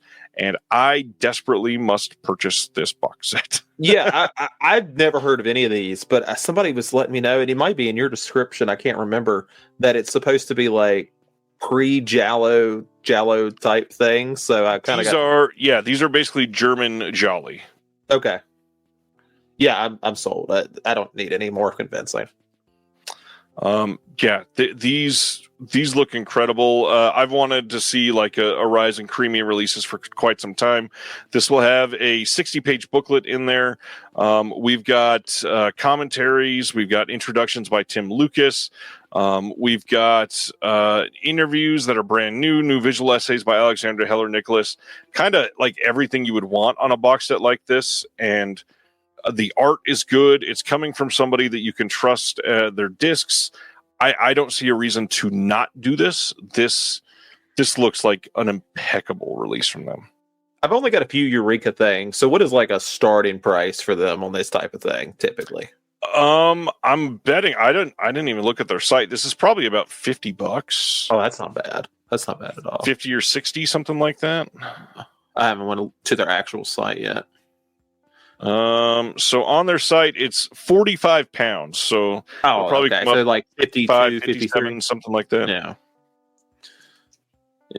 Okay, that's not bad at all. That's an incredible price. Yeah, Orbit, hurry up. It might already be on Diabolic too. Maybe not. I'm looking to see if it's on Orbit. Oh, yes, it is. It's on Diabolic for $63. That's one you might just want to order direct. Is it? Only thing is, I'd have to use my credit card. I'm trying not to. Because my bank has gotten so bad. I ordered from Grindhouse Video like a year ago, and keep in mind, I regularly buy movies with the same debit card. Never had a problem. This is like, you look on there; these are normal things. I bought a couple movies from Grindhouse, and they treated it as someone had stolen my card. It was like, so let me get this straight. Somebody stole my card and bought the same things I normally buy. And this was an issue. What a coincidence. Okay. So I it's a mess. And I don't order from Grindhouse unless I can do that. It's pretty much anything overseas too, or my bank will have a conniption. Even if I tell them I'm buying it, they'll have a conniption about it. Well, and then on top of that, foreign transaction fees for most people, which, reminder for anybody in the U.S., if you are ever buying direct online from anybody outside of the U.S. and you want to avoid foreign transaction fees, if you pay with a Capital One credit card or if you bank at Capital One and use their card for that, they do not charge any foreign transaction fees. So completely worth it to use that. Wait, Harper's Island is getting this is probably something you talked about last week. I was on Orbit seeing if they put it up, but Harper's Island's getting another release. That's awesome. I don't even remember which one that is by title. it was a slasher TV show from like the early like 2000s, maybe like 2008. Yeah, it's getting a ViaVision release. That's the parent company of Imprint. Have not talked about that one yet. Oh, okay. I didn't know. I'm sorry to spoil. I didn't know it was on here. It wasn't going to be. It wasn't going to be talked about tonight. They don't ever really announce like normally, so they're really hard to track sometimes. And I don't post everything they announce. Is the way I'll say that. Then Criterion today announced their next Janus contemporary title. This is Room 666, Room 999. I don't know why that says Terror in the Fog there, so we'll just ignore that. At the 1982 Cannes Film Festival, Wim Wenders asked such filmmaking luminaries as Michelangelo Antonioni, Rainer Werner Fassbinder, Jean-Luc Godard, Gugnier, Werner Herzog, Steven Spielberg, and Susan Seidelman to ponder the question, is cinema a language about to get lost, an art about to die? 40 years later, adopting the same minimalist fixed camera format as Wenders, Lubna Playoust poses the same question to a group of contemporary auteurs, including Cronenberg, Claire Denis, Ashgar Farhadi, James Gray, Lynn Ramsey, and Wenders himself. Together, Room 666 and Playhouse's Room 999 capture the unfiltered perspectives of path-breaking filmmakers on the state of the industry, as well as the upheavals brought on by various new technologies and methods of distribution, in the process touching on large-scale issues of politics, culture, and the meaning and continued relevance of cinema in two distinct eras nearly half a century apart. That's a lot. And yeah. It is a lot, but a must-own release from the sound of it. Do you think they have like an edit where they just edit out Goddard, and I might buy it? Just edit out his section. It's just automatically fast-forwarded for you. Yeah, like that'd be fine. Make me a specialized copy. This is that Sony Pictures classic I was talking about. Bossa Nova from 2000 is getting a Blu-ray release. This is with Amy Irving, and looks like it's set in some really nice areas to film in, at least. Bossa Nova is a cast of Brazilian favorites, and will whisk you away with a refreshing look at the complexities of love, coming on April 15th. You know, this is one of these releases that you almost feel like you want to make fun of just because it's so random. But I know there is like one person in the world who is so excited. Or, hear me out, there could even be a Brazilian. Yeah. That was a really dumb joke. All right. That is not it. May 19th, the UK is getting a 4K Steelbook from Warner Brothers that they are calling their Ultimate Collector's Edition, and also a regular Steelbook release of Lethal Weapon from 1987, starring Danny Glover and the other guy, and this is going to have all kinds of stuff with it. It's got a rigid slipcase with a removable sleeve, a double-sided poster, 3 behind-the-scenes cards, 4 character cards. They haven't announced the on-disc features. I'm betting there won't be much new because it's Warner. I'm betting you love Lethal Weapon. It's got Mel Gibson in it, so there's a good chance for that. It's 80s and 90s Mel Gibson. Yeah, I like it. Yeah, 87. Yeah, it's a fun movie. Richard Donner directing, Shane Black writing. It's pretty good. I mean, I try to watch it during Christmas. You know, you got to get a Shane Black movie. It's a Christmas movie. Every Christmas. If Die Hard works, this works too. Well, if this isn't enough for you, they're also doing, over in the UK, March 31st, a 4K Steelbook of A Clockwork Orange. No new extras, but it's nice to see this Steelbook existing. And on the same day, you can get one for Full Metal Jacket from Warner Brothers as well. I'd have to go pull my copy. Isn't that basically the same as the US's Clockwork Orange, but it's not orange? Yes, I think so. I'd have to go pull my copy out from the other room, but I'm pretty sure they're pretty close. The US one is like the orange triangle overlaid over the characters walking towards you. I don't think it's the under the bridge scene, but yeah, it's actually quite a bit different. This is I see it now. Yeah, I see it. Tells you how often I pull that movie out. But the back is what I was thinking of. Yeah. Yeah. Oh, and I definitely forgot to say about Lethal Weapon. Sorry about that. This is the theatrical and the director's cut coming in 4K, which is a big deal. The director's cut has not been easy to see. It's not really a director's cut. They probably should just call it the extended cut because it was basically just deleted scenes put back in. But I actually like that cut better on that one. I don't know if I could tell you the difference between them. Are they significantly different? I can't even. They are actually, yeah. There's a handful of scenes that change it a bit, yeah. I'd be curious to know which one I've been watching. I just watch whatever. Probably if it's streaming, it's probably the theatrical one. Probably theatrical. I don't own it. I was just going to make a dumb joke, but I like that Full Metal Jacket is being released in a Full Metal Jacket. I appreciate it. Thanks for the attempt. If those UK releases aren't enough for you, they're also doing a deluxe set for Dirty Harry. This is going to be the same steelbook that's being released everywhere else, but it also comes with a rigid slipcase, double-sided poster, the Scorpio crime scene map, which is, I don't know, maybe the coolest part about this, police file recreation, a suspect profile card, ransom note card, and then 9 other art cards, including behind the scenes and character cards. Then this one's coming through. Is this one of the Lionsgate Limited ones? Is that who the No, this is Warner Brothers. Warner Brothers. That's right. That's right. I'm getting them all mixed up now because they're all doing their own steals now. Yeah, especially Warner Brothers and over in the UK. That's for sure. I just wish they'd give the US the same amount of love. Yeah.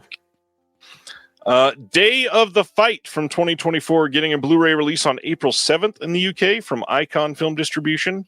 Notable, I guess, primarily because of the cast. Michael C. Pitt, John Magaro, who I'm falling in love with, Steve Buscemi, Ron Perlman, and Joe Pesci in 2024. Joe Pesci. I thought he retired again. I had no idea that he did this, and here he is in Day of the Fight.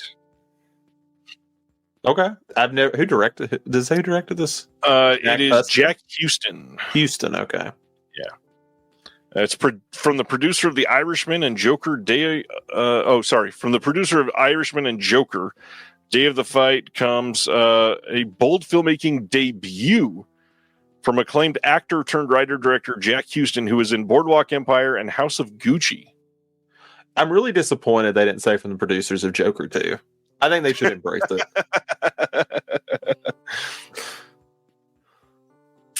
Yeah, they probably should. Icon is also doing Let's Get Lost on the same day, April 7th. This is a Chet Baker film. Renowned filmmaker Bruce Weber's Academy Award-nominated doc following the late jazz great Chet Baker across the U.S. and continental Europe on what turned out to be the last tour and year of his life. That sounds like a bummer. A bit, yeah, but I still want to see it now. And then finally, MVD Rewind had their newest announcement. This is the last announcement of the week. June 10th, we're getting a Blu-ray and DVD of Terminus from 1987. And Eric posted that as far as he can tell, this has never been on home video ever before, not even VHS. Wow. Yeah. This says, in the year 2037, the future is in the hands of a genetically engineered boy, Maddie, a child genius with a brain programmed by a brilliant and evil doctor. Maddie is the master of a sadistic cross-country rally with $100 million prize that no one has ever won, controlling Monster, a gigantic AI-operated storm truck that rumbles across the continent while being pursued by a squad of rebels determined to stop Monster before it reaches the end of the line. Karen Allen is in this. Which is amazing. You've got the U.S. version of Terminus, that's 83 minutes. You also have the extended French version, which is 115 minutes. That is so much longer. And then the English version is in English. The French version is in French. You've got a new interview. Yeah, usually.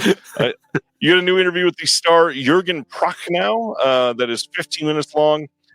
New making of Terminus, including interviews with a bunch of people from the film that's almost 50 minutes long, photo gallery, and then if you buy it as it first comes out, you get the slip and the poster as well. I have never heard of this. But if you want to watch it, it's on Tubi.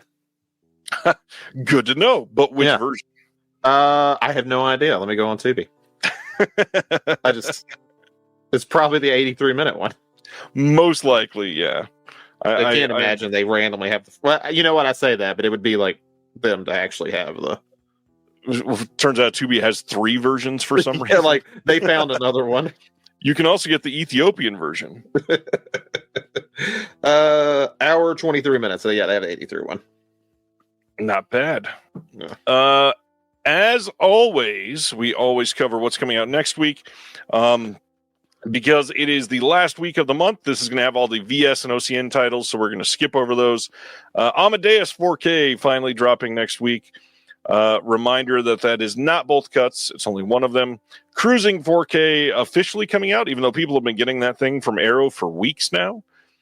The Third Man 4K Steelbook from Lionsgate Limited. Chronos 4K from Criterion. The wide release of The Mask of Satan from Severin. Graveyard Shift 4K from Kino. My Girl 4K from Sony. Performance 4K from Criterion. Body Parts 4K from Kino. Thong Girls wide release from Severin. The Forbidden Kingdom 4K from Lionsgate. That's an Amazon exclusive. Your Next 4K Steelbook from Lionsgate Limited, Hokuriku Proxy War from Radiance, Welcome to Fun City from Fun City Editions, Documentary Now, the complete series from Mill Creek, Doctor Who Sylvester McCoy, complete season 2 from BBC, MXC Most Extreme Elimination Challenge Volume 2 is coming out next week, which I need to pick up again. The Conqueror from Kino, that is the John Wayne cancer movie. The Lady Assassin from 88 Films. Dinosaur Valley Girls from Visual Vengeance. The Cat from Radiance. Noble House from Kino. Evil Enko 4K from Unearthed Films. Revenge of the Radioactive Reporter from TerraVision is still scheduled to ship over the next week or so you can look forward to that. Gwen and the Book of Sand 4K from Deaf Crocodile, I think I said that right, is shipping starting this week. Hard Truths coming out. God, that is an ugly cover with the Blu-ray symbol multiple times there. It's a universal title. It must be. The Emperor Jones coming from Film Masters. Signals, a space adventure, and In the Dust of the Stars, also from Deaf Crocodile, shipping this week. Project Silence 4K over there from Cape Light. Dinner with Leatherface from the brand new Anchor Bay, back at it. Sony Pictures classic titles of Character and Respiro coming out this week. Omar and Cedric from Oscilloscope getting its wide release. Yellow Dragons Village and Visitors from TerraVision shipping as well. Let me see. Devils from TerraVision shipping this week. Grow Up Tony Phillips shipping from TerraVision this week. Daddy from Anchor Bay. And I think that's it. There's a lot of stuff coming out this week. Yeah. That Documentary Now is really cool, though. I'm excited for that. Yep. Batshit Valley is probably my favorite episodes of that. Nice. And then Graveyard Shift's getting a 4K. I didn't realize that was getting one, so that's exciting. Yes, sir. So many of those Scream Factory titles getting a 4K from Kino after that. Yeah. That's the Kino way. They did it to Criterion, now it's Scream Factory star. Aaron said, been waiting on that Documentary Now set. Craig says subscribers should be receiving their orders now from us. I know a few showed up on people's doorstep today. Wow, very nice. Mine should be here tomorrow. It's at my hub, but we'll see. I just got my shipping notification. Dang it. Anything from next week that you got your eye on other than Documentary Now or Graveyard Shift? Let's see. Probably nothing else in a huge hurry to get. The You're Next, I'm kind of curious about, but I've literally owned that movie 4 times. Do you have the second sight? Yes. So I don't feel like I really the exact same thing, except in Steelbook. Yeah, I thought about maybe doing all the Lionsgate Limited ones just because they're really nice, but then I'm like, I don't know if I really want to get invested in that. I thought they might be doing something like every once in a while, and then I've seen what they've done. Like they did the 3 Tarantinos, and I'm like, oh, this is going to get rough, so maybe not. Evan, thank you. I must have misspoke on that. The Crimmy set that Eureka is doing is not UK only. It's also a US set. The US set is always slightly more expensive, so that's the price difference there. Okay. But that's a good thing because then it won't be region locked, so that's always a win. Yeah. I'm pulling out my region free player less and less, so that's a good thing. That is a good thing, especially with 4Ks, obviously. Yeah. You can play on my PS5. It's fine. All right. We are now into the big discussion for the night, which is a really fun one because not a lot of people talk about Larry Fessenden. When did you first discover Larry Fessenden, Zach? You know, I'm trying to think. I didn't see any of his directorial movies for really a long time, but he's always been someone I've been aware of because he's acted in so much stuff. I would say probably around the time when I really started getting into movies in college. So probably around the time like Late Phases and Stakeland and all that was coming out, and he always played. Of course, I've seen him in You're Next. That's probably one of the first things I probably ever saw him in that I can remember. Right. And then Until Dawn came out around that time. I was a big fan of that. So he's always been someone I've been very aware of. But as far as like, and we'll get into this, but he's had such an odd career as a director he's kind of a hard one to get into on that era, even though I think most of his movies are actually really good, even though he's only made like 7 feature films. I mean, we had a hard part with this because technically, from what I found, he's done 10 feature length, but 3 of them are literally impossible to see. I can't find them online anywhere, even illegally. I can't find. There's not been a disc release for those 3. They're all 80s films. What's wild to me is this Scream Factory set, which I would love to be holding right now and showing you, but again, left it upstairs. I apologize. It basically was like, this is his career, but it's only those 4 films at that time, which is such an odd choice. And then they go out to put out pretty much everything that he's done after that on disc as well so far. Except for it's pretty much from 91. Right? Yeah, and I mean, the tough part with that is, this is a guy who's really been a director. I think the earliest I saw was 73 when he made like a stop motion Jaws short film. And I mean, loved Jaws for a long time, which we'll talk about probably very early in this. Very early. But no, I mean, it's a guy who's been so involved. Like there's a guy whose reviews I like on Letterboxd, and he always calls him the patron saint of indie horror. And I've always liked that title, and I think it's a good descriptor for him.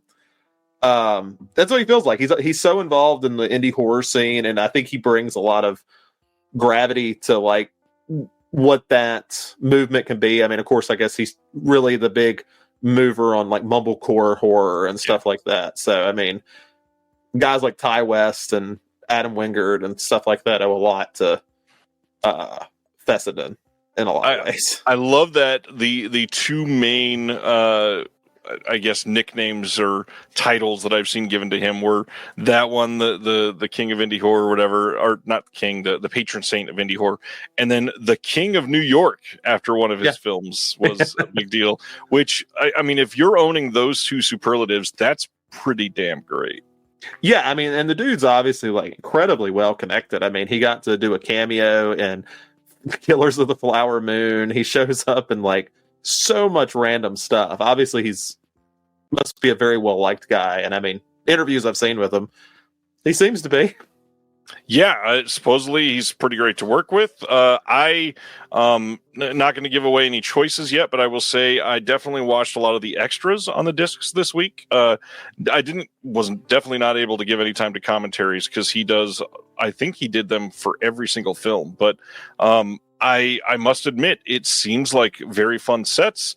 Everybody seems fun to work with. They seem like he is open to feedback, but also, probably not a great way to say this, like open to feedback, but he's also particular because he has he definitely has a vision for what he wants for his films.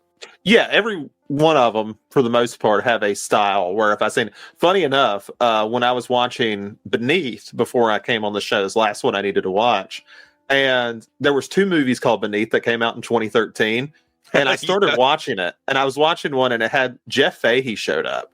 And I'm like, Jeff Fahey's in a Larry Fessenden movie? And then I started watching, I'm like, wait a minute, this is definitely not a Larry Fessenden movie. And I had to go find the other one. So tonight we're covering 7 films, all of his directorial films from 1991 and beyond. I also watched some of his shorts. We might mention those in passing probably afterwards, just slightly. But very, very interesting, varied career. He's definitely got a wide variety of styles and all that. But let's just get into it, Zach. We're going to be ranking his filmography. What's your number 7, Zach? Let's both talk about it. I feel like it's going to be the same one, but the number 7 I have on here is Beneath from 2013. Yes, and honestly, the thing that kind of sticks out to me when I look at his filmography is he has 7 films, and this is the only one that doesn't seem to have like what I call a pair. Like when you look at Wendigo and you look at the Last Winter, they kind of go together. Blackout and Depraved go together, which we'll talk a little bit about when we get there. And really, I think No Telling and Habit have like a very like similar through line through them that feel like very together. So, although No Telling and Depraved definitely go together too. I did. Oh yeah. There's he has connections throughout, but it's Beneath just feels so by itself. Like, there's a few moments in it that are pretty okay. Like I actually like the fish design, like the big catfish. I think it's neat. The characters really kill this. Like, it just feels like every indie horror movie I watch where they substitute having a personality with being annoying. Yeah, there's not a single likable character in this film at all. No one has redeeming qualities. Nobody does anything to get you on their side. The dialogue is very cringy. I don't know if I said it out loud, but this is clearly my number 7 as well. And what's crazy is this is number 7, and there could have been, I don't, like 15 other films between this and number 6. I feel like the rest of this list are films that I truly really enjoyed other than this one. Yeah, and I would love to. This might be one I would actually like to listen to his commentary on, just to kind of see. My guess is this is probably, from what I can tell, this might be the first time he used film, which I don't think the film looks bad, but it's kind of weird to take like a 7-year hiatus and then come back with this, and then take another hiatus. Digital? I would assume so, because the last one he made before that was in 2006. Okay, well, I was making sure because you said it was the first time he used film. Oh, my mistake. I meant digital. That's my bad. I think you are correct. Yeah, and I mean, it doesn't look bad or anything, but I mean, it definitely looks different than when you compare it to like the last winter, which is the one he did before it, which we'll get to it, but I actually think it might be one of the most beautiful films of his that he made, with how good that film looks. And then to go to this one, it's just kind of, it feels like a movie I would have just randomly found on like Amazon Prime or something and killed an afternoon with. It doesn't really feel like anything. Well, and special. I guess we probably should say, for anybody that's not seen this, which is probably most people, this is essentially a 90-minute movie about a handful of friends that are trying to row across a lake. That's literally the entire film. You start the movie with them on the edge of the lake with a rowboat, getting it to the water and trying to go across, basically, in the first 70 seconds of the film. Yeah, and it takes a lot from me. It looks like a lot like it's the inspiration for Open Water, which is not a great sell for me because I don't particularly like open water as a concept.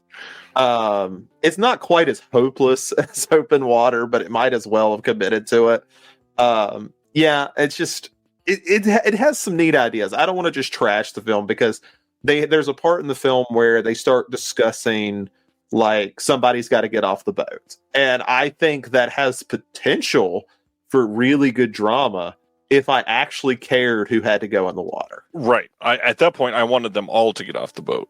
Yeah, like I don't care. Like, you had that one character who's like ranting and raving about how he's going to be an important filmmaker, and I think the purpose is these are supposed to be really unlikable characters, but I don't think it made it an enjoyable watch. No, and that has worked in other films. I don't think this one particularly does. No, I don't think it's quite schlocky enough. That's one thing. Credit to Fessenden.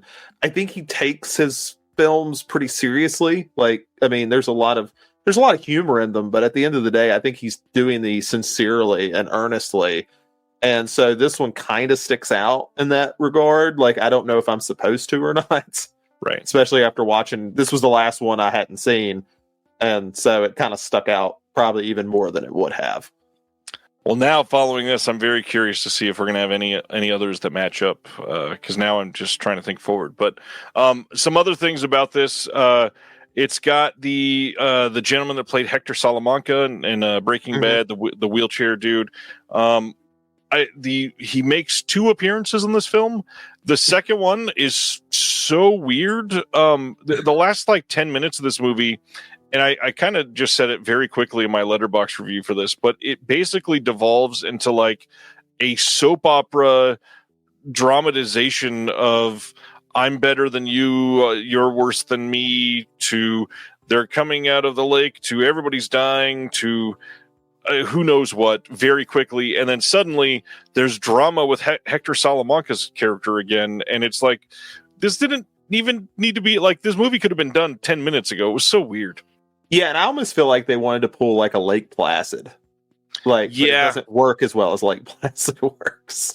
No, and I do admit, like you said, that you like the fish design. What's really great here is he didn't use like egregious CGI. This is a physical, practical fish monster thing that he puts in the water. It is very obviously fake, but it is so much better than cheap CGI could have been in this situation. Which he does employ later on. Oh yeah, Yeah. he definitely does. And earlier on too, to varying degrees of success. Go ahead. Are we going for number 6? Yeah, go right ahead. Number 6, I got The Last Winter, which I mentioned a few minutes ago. I think is a great looking film. I think it's his best looking film, like altogether. Like the way he films Alaska, I assume it takes place in Alaska, and I guess I'll go over what it's about before I get too much into it. It's basically The Thing with more like climate stuff going on.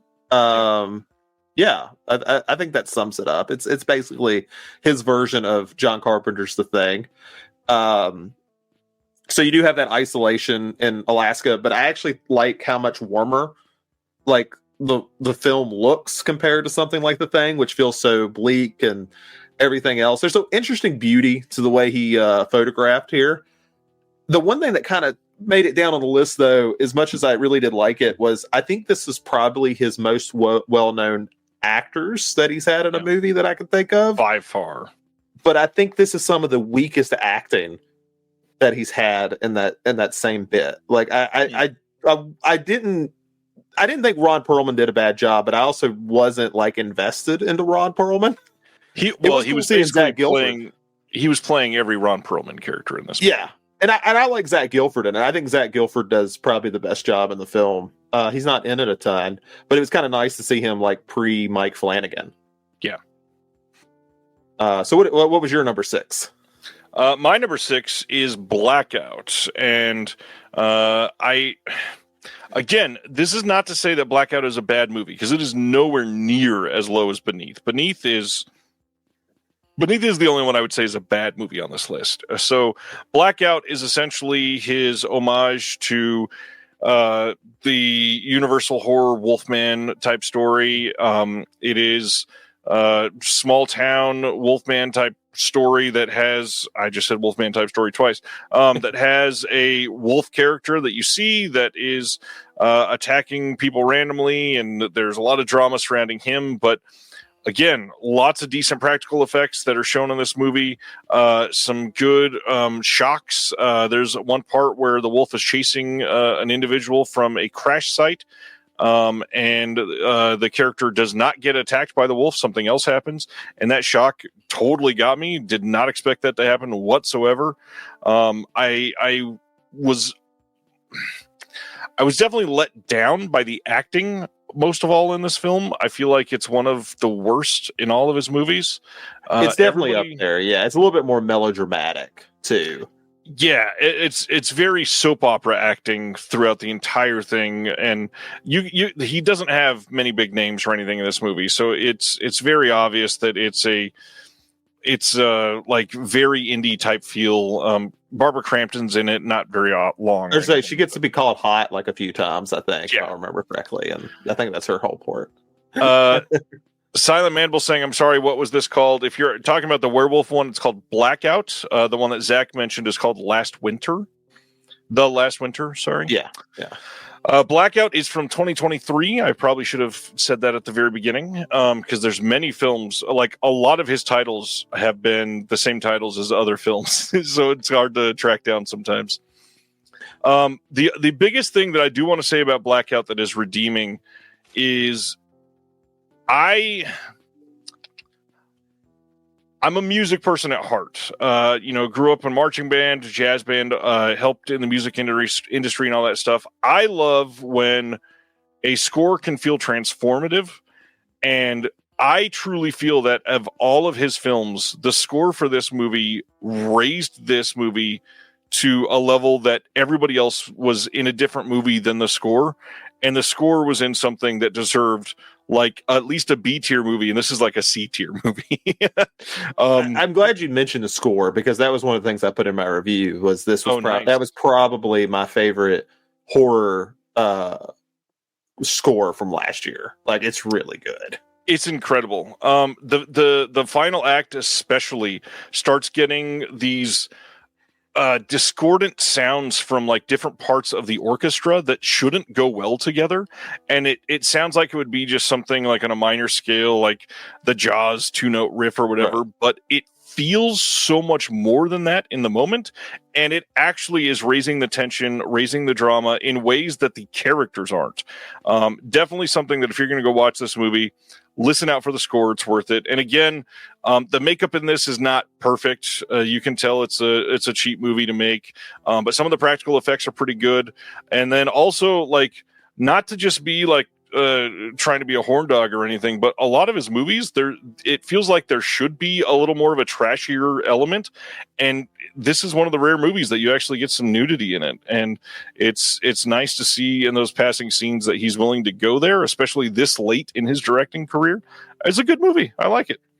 Yeah, and it makes me interested, and I hate to kind of do this because I want to try to be vague, but I am excited, like, that there does seem to be, because, you know, where he has such a long time between movies, he's obviously really excited to like build off of like Depraved and Blackout, and I'm excited for that. Like, I'm like, this dude wants to create a cinematic universe now. Cool. I would love to see what an indie cinematic universe looks like. Like, go for it, man. I did want to remind people too, Blackout, you probably don't remember, but we talked about this a year ago, something like that. This got a release from Dark Sky Films on their Dark Steelbook, Sky, right? Not a steelbook. This is one of those things where they were kind of vague. That's right. They were vague. It had the rounded corners, and everybody thought it was a steel, but it's just a slipcover. What's great about it is I saw it at the time and went, the art is kind of cool, I guess, from like a little interesting way. But then you watch the movie, and there's an animated scene in this movie. The rotoscope. Yeah, it's so cool. It is so cool. Good. And that slipcover makes so much more sense and fits. It is an incredible looking release for this movie. Definitely something that if you've never seen it before and you only saw that release, it probably wouldn't entice you to buy it. But after you've seen the film, you're going to be glad if you do on that disc. Yeah, and it's one of those things too where I think what makes, like, there'll be times we're going to talk about kind of the weaker CGI, but when he takes these opportunities to say, okay, I have something I want to do. How do I do this within my budget? Like, budget of what I have from Glass Eye, his own company. But it's like, okay, werewolf transformations look like garbage when they're not done, when they're done way too cheap. Yeah. Why don't I just rotoscope it? It makes it unique. It's not expensive. That's cool. Like, I think that's when I went through these, I think that was always what I was impressed about, was he'd have these bigger ideas and he'd find a way to make them work within these really small budgets. Yeah, he is clearly one of those filmmakers that is, he's told, and this happens a lot on films that are around the budget that he's doing. He was probably told, like, we'll give you $2 million to make this. And then after he shot for a couple of weeks, they went, oh, well, maybe we can do $1.5 million.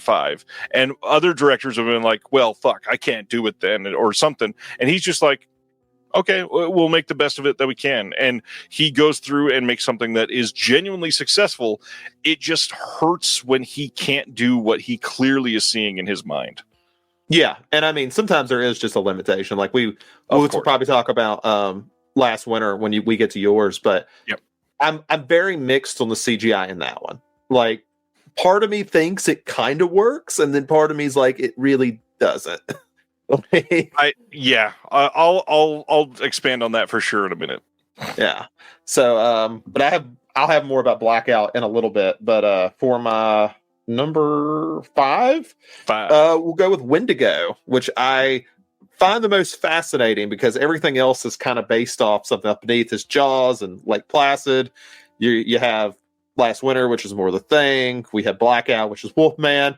Wendigo is kind of interesting because it's not really based on like a necessarily an influence. like Right. not an overt one. And I do like that. I think it was kind of interesting to kind of see him go. I hate that I have like the least memory of this one because I saw it probably 2 years ago. Yeah. But I remember a lot of it was probably one of the more creepier ones he had done as well. I remember a lot of the horror scenes sticking out to me pretty well. But yeah, I really enjoyed it. I wish I could expand more, but I don't want to sit here and try to remember too much. I will talk about Wendigo quite a bit later, which is kind of surprising. I expected that to be higher on your list. My number 5, which I feel like this may be maybe my only hot take. I feel like other people would probably think this is much higher on theirs, or maybe switching with Last Winter. My number 5 is Depraved. And again, I don't think this is a bad movie. I think the rest of these are all really great. But Depraved is a very unique modern retelling of the Frankenstein story set in Brooklyn, essentially. I don't want to say too much about this movie because it is worth it to experience for sure. Go ahead. No, I was going to say we could probably talk about this at the same time. That's my number 4, so we can just like talk about that one together. So that Any more that you want to expand on the plot that you feel like is super necessary? Yeah, we're going to talk about No Telling later, but No Telling is more of like taking a hypothetical of how do you explore like Victor and Elizabeth's relationship during like the early years of him being a crack pipe doctor. This is more taking more of the literal story, like the modern Prometheus, that sort of thing. It's a weirdly, really emotionally beautiful movie at times. Like, obviously I think that sometimes he does go a little bit too far with trying to make like our Frankenstein stand-in be like weirdly abusive at really weird times that don't really go with the previous scene. But they're like really interesting. Like, I think there's an interesting discussion like that goes on. Like there's a lot of philosophy that he's trying to expand on that I really, really like and how he explores it. So even though this is like his second foray into Frankenstein, I think he does a really good job, like differentiating it quite a bit. I am, honestly fascinated by a filmmaker that in 1990, am I getting the No Telling? Am I getting the year right? Was that 91 or was that 91? Was No Telling? Yeah. Okay, so 91, and then Depraved is 2019. So over a period of almost 30 years, he is telling very similar stories that are not just like, I love Frankenstein, so I'm going to make a Frankenstein story. It clearly is like a moral discussion and a philosophical discussion and a discussion on war, especially in Depraved, that he is putting front and center. Clearly something that he thinks about a lot and wants to share his feelings with all of you.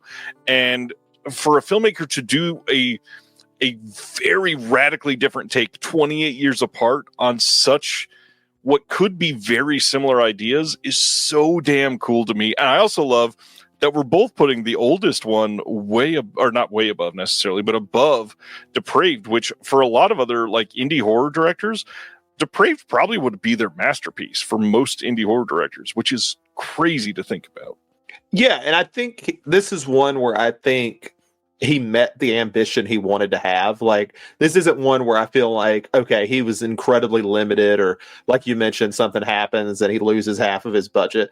As the film goes on and we get towards the end, you still feel like there is an ambition going on, even though you're starting to feel a little bit more of the beats from Frankenstein, the story. I really do have this as probably like, as far as Frankenstein retellings, they would easily probably make my top 5, which means the other one would as well. I think he's really good at the story. I think he's just really good at telling this type of story.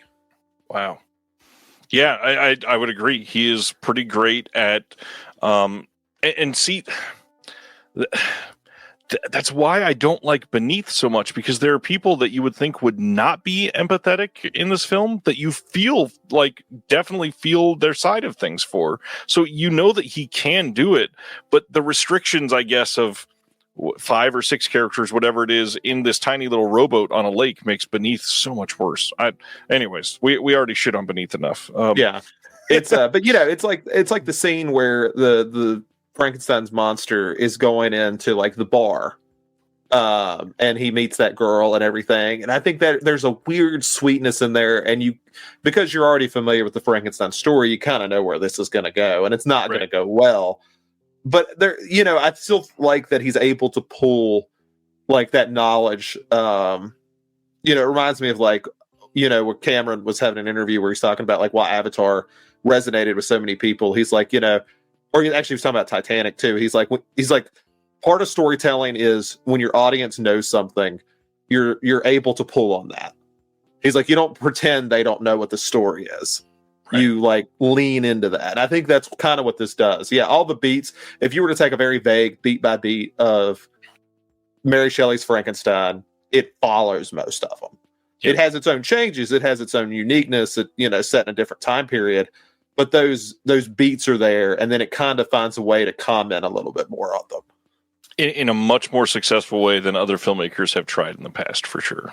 Yeah, I have a Bernard Rose version of Frankenstein that's laid on my shelf for years, and I have not watched it. I'm curious. I mean, Candyman guy making a Frankenstein story sounds kind of cool. Yeah.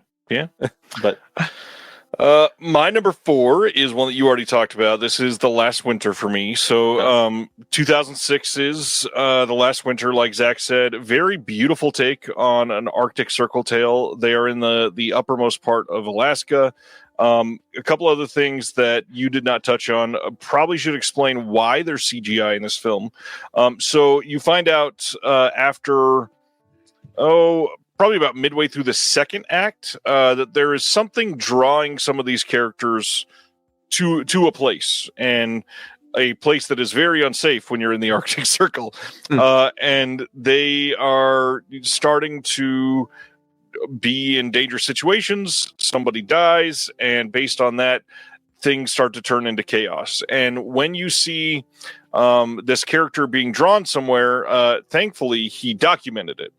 And that video is the first time that you truly see like a good view of the CGI that he's going to use in this film. And from what I read afterwards, it's pretty controversial because it's not great CGI. That being said, this is meant to be like mythical and sort of ethereal. And so I kind of think it really works, especially at the end of the third act. Yeah, I think because that was kind of where I was stuck at, because I would not call it like objectively good CGI, right? But I do think he sets it up well because he does like the Aurora Borealis at one part, and it kind of leans into that to a degree.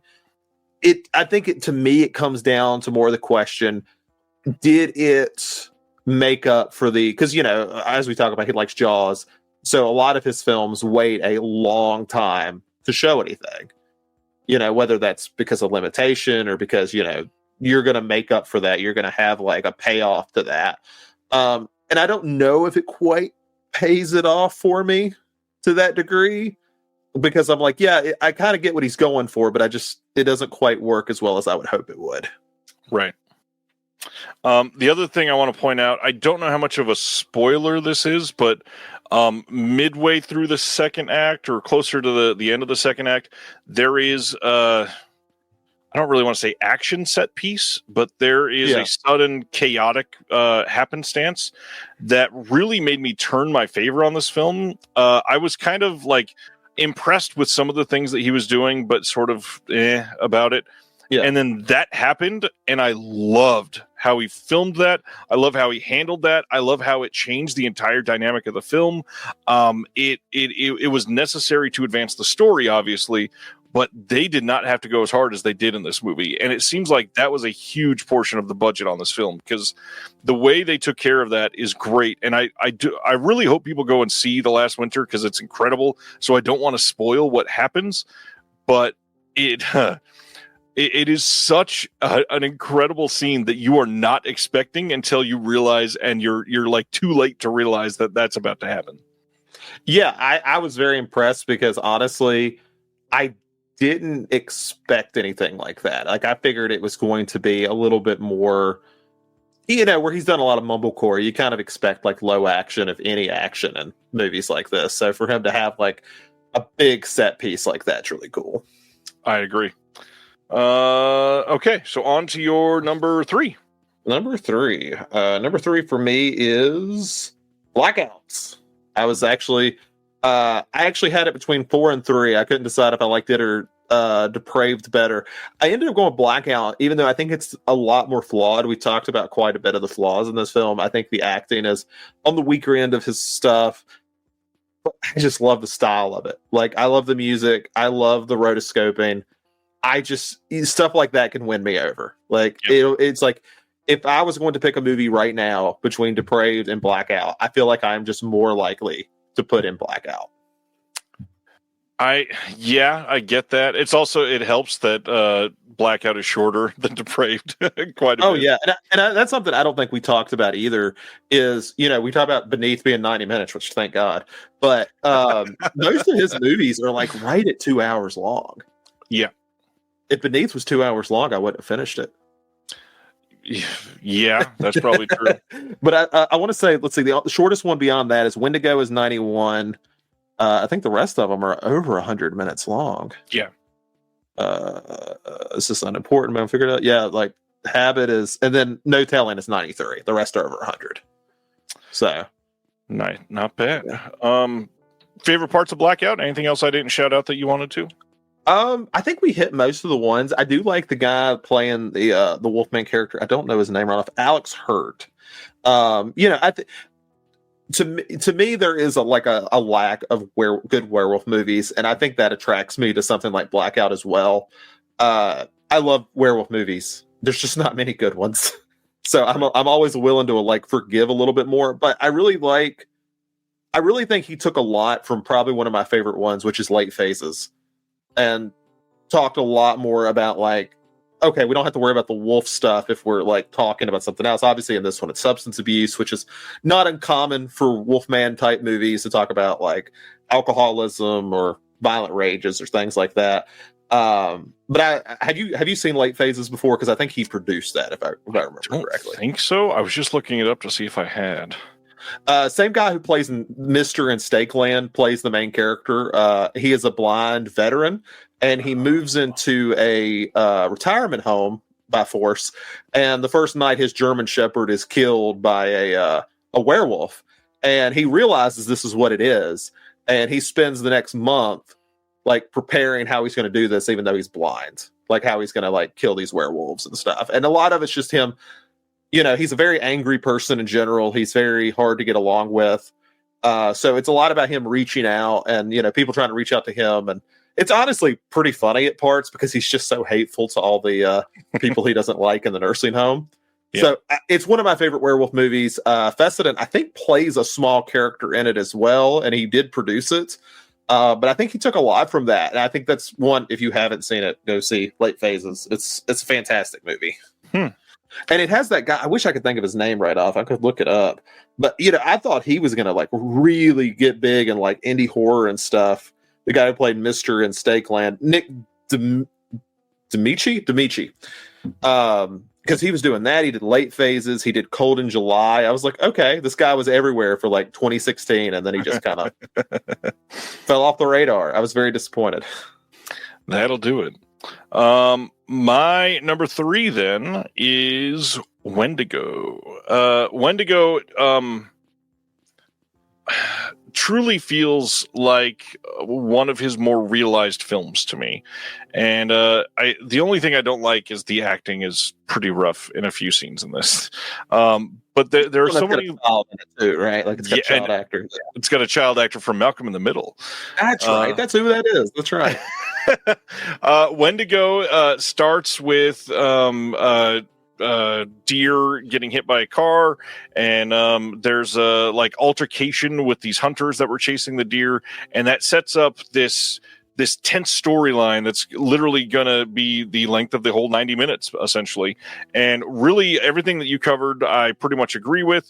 The only thing I want to point out is there is, I don't know, 5 times in this film that Larry Fessenden takes the way that he is either zooming into something or doing a montage and does it in this fashion that if you want a visual reference, what you're thinking of, go back to the scene in the very first Scream film where Drew Barrymore is up in the tree hanging and Wes Craven cut out every other frame, and so it feels jittery as it's running up to get a close-up on her face. Fessenden does the same thing, and it feels... First off, it feels very of the time. It definitely dates this film to 2001 a little bit because that happened a lot in like music videos and all that. But I don't think it's a bad thing. I think it's a really unique touch that sets this film up to be like it has an identity because of the editing that he uses in this movie. It is a really great touch to make you remember scenes, to feel invested, to feel like you're jumping forward in time, even if it's just a couple hours. It's just a really great filmmaking touch that most people would not have gone with. They would have just done a simple zoom in or just a really straightforward montage to show you something that they're doing, like the drawings that the kids drew of the deer. But it's special. Wendigo is a good movie. It's very fun. And if you know anything about the Wendigo story, it's not breaking new ground necessarily, but the tension and the storyline here definitely sets it apart, makes it interesting. Love that the dad is the guy from Zack Snyder's Dawn of the Dead. Yeah, that's right. He definitely does very well in this. It's a handful of years before that movie, so he was definitely up and coming at the time. But Wendigo is very good. Again, for any other like indie horror director, for me, this probably would have been like the top of the list. And there's still two more here. Like I truly love most of these movies, and I don't know if I said at the beginning. I asked you. I had not seen any of these Fessenden films before the last couple of weeks. And so watching all of these at once has been such a unique treat to see how he grew over that time. Yeah, and I think you talk about the editing, and I think that's something he's particularly really strong at. Like, it's very, there's always a saying that if you notice editing, it's bad editing. But I think this is the exception, like, to that idea. Like, he's obviously expanding ideas using the editing. Like, we talked about Depraved, and like the way he kind of interprets the mind of someone developing at a rapid pace through that edit is really cool. I just think that's a cool touch, and I think it added a lot to like that development of that character from basically a baby to an adult in a short amount of time. Yep, absolutely. All right, we're on to number 2 then, sir. Number 2, I'm going to go with Habit.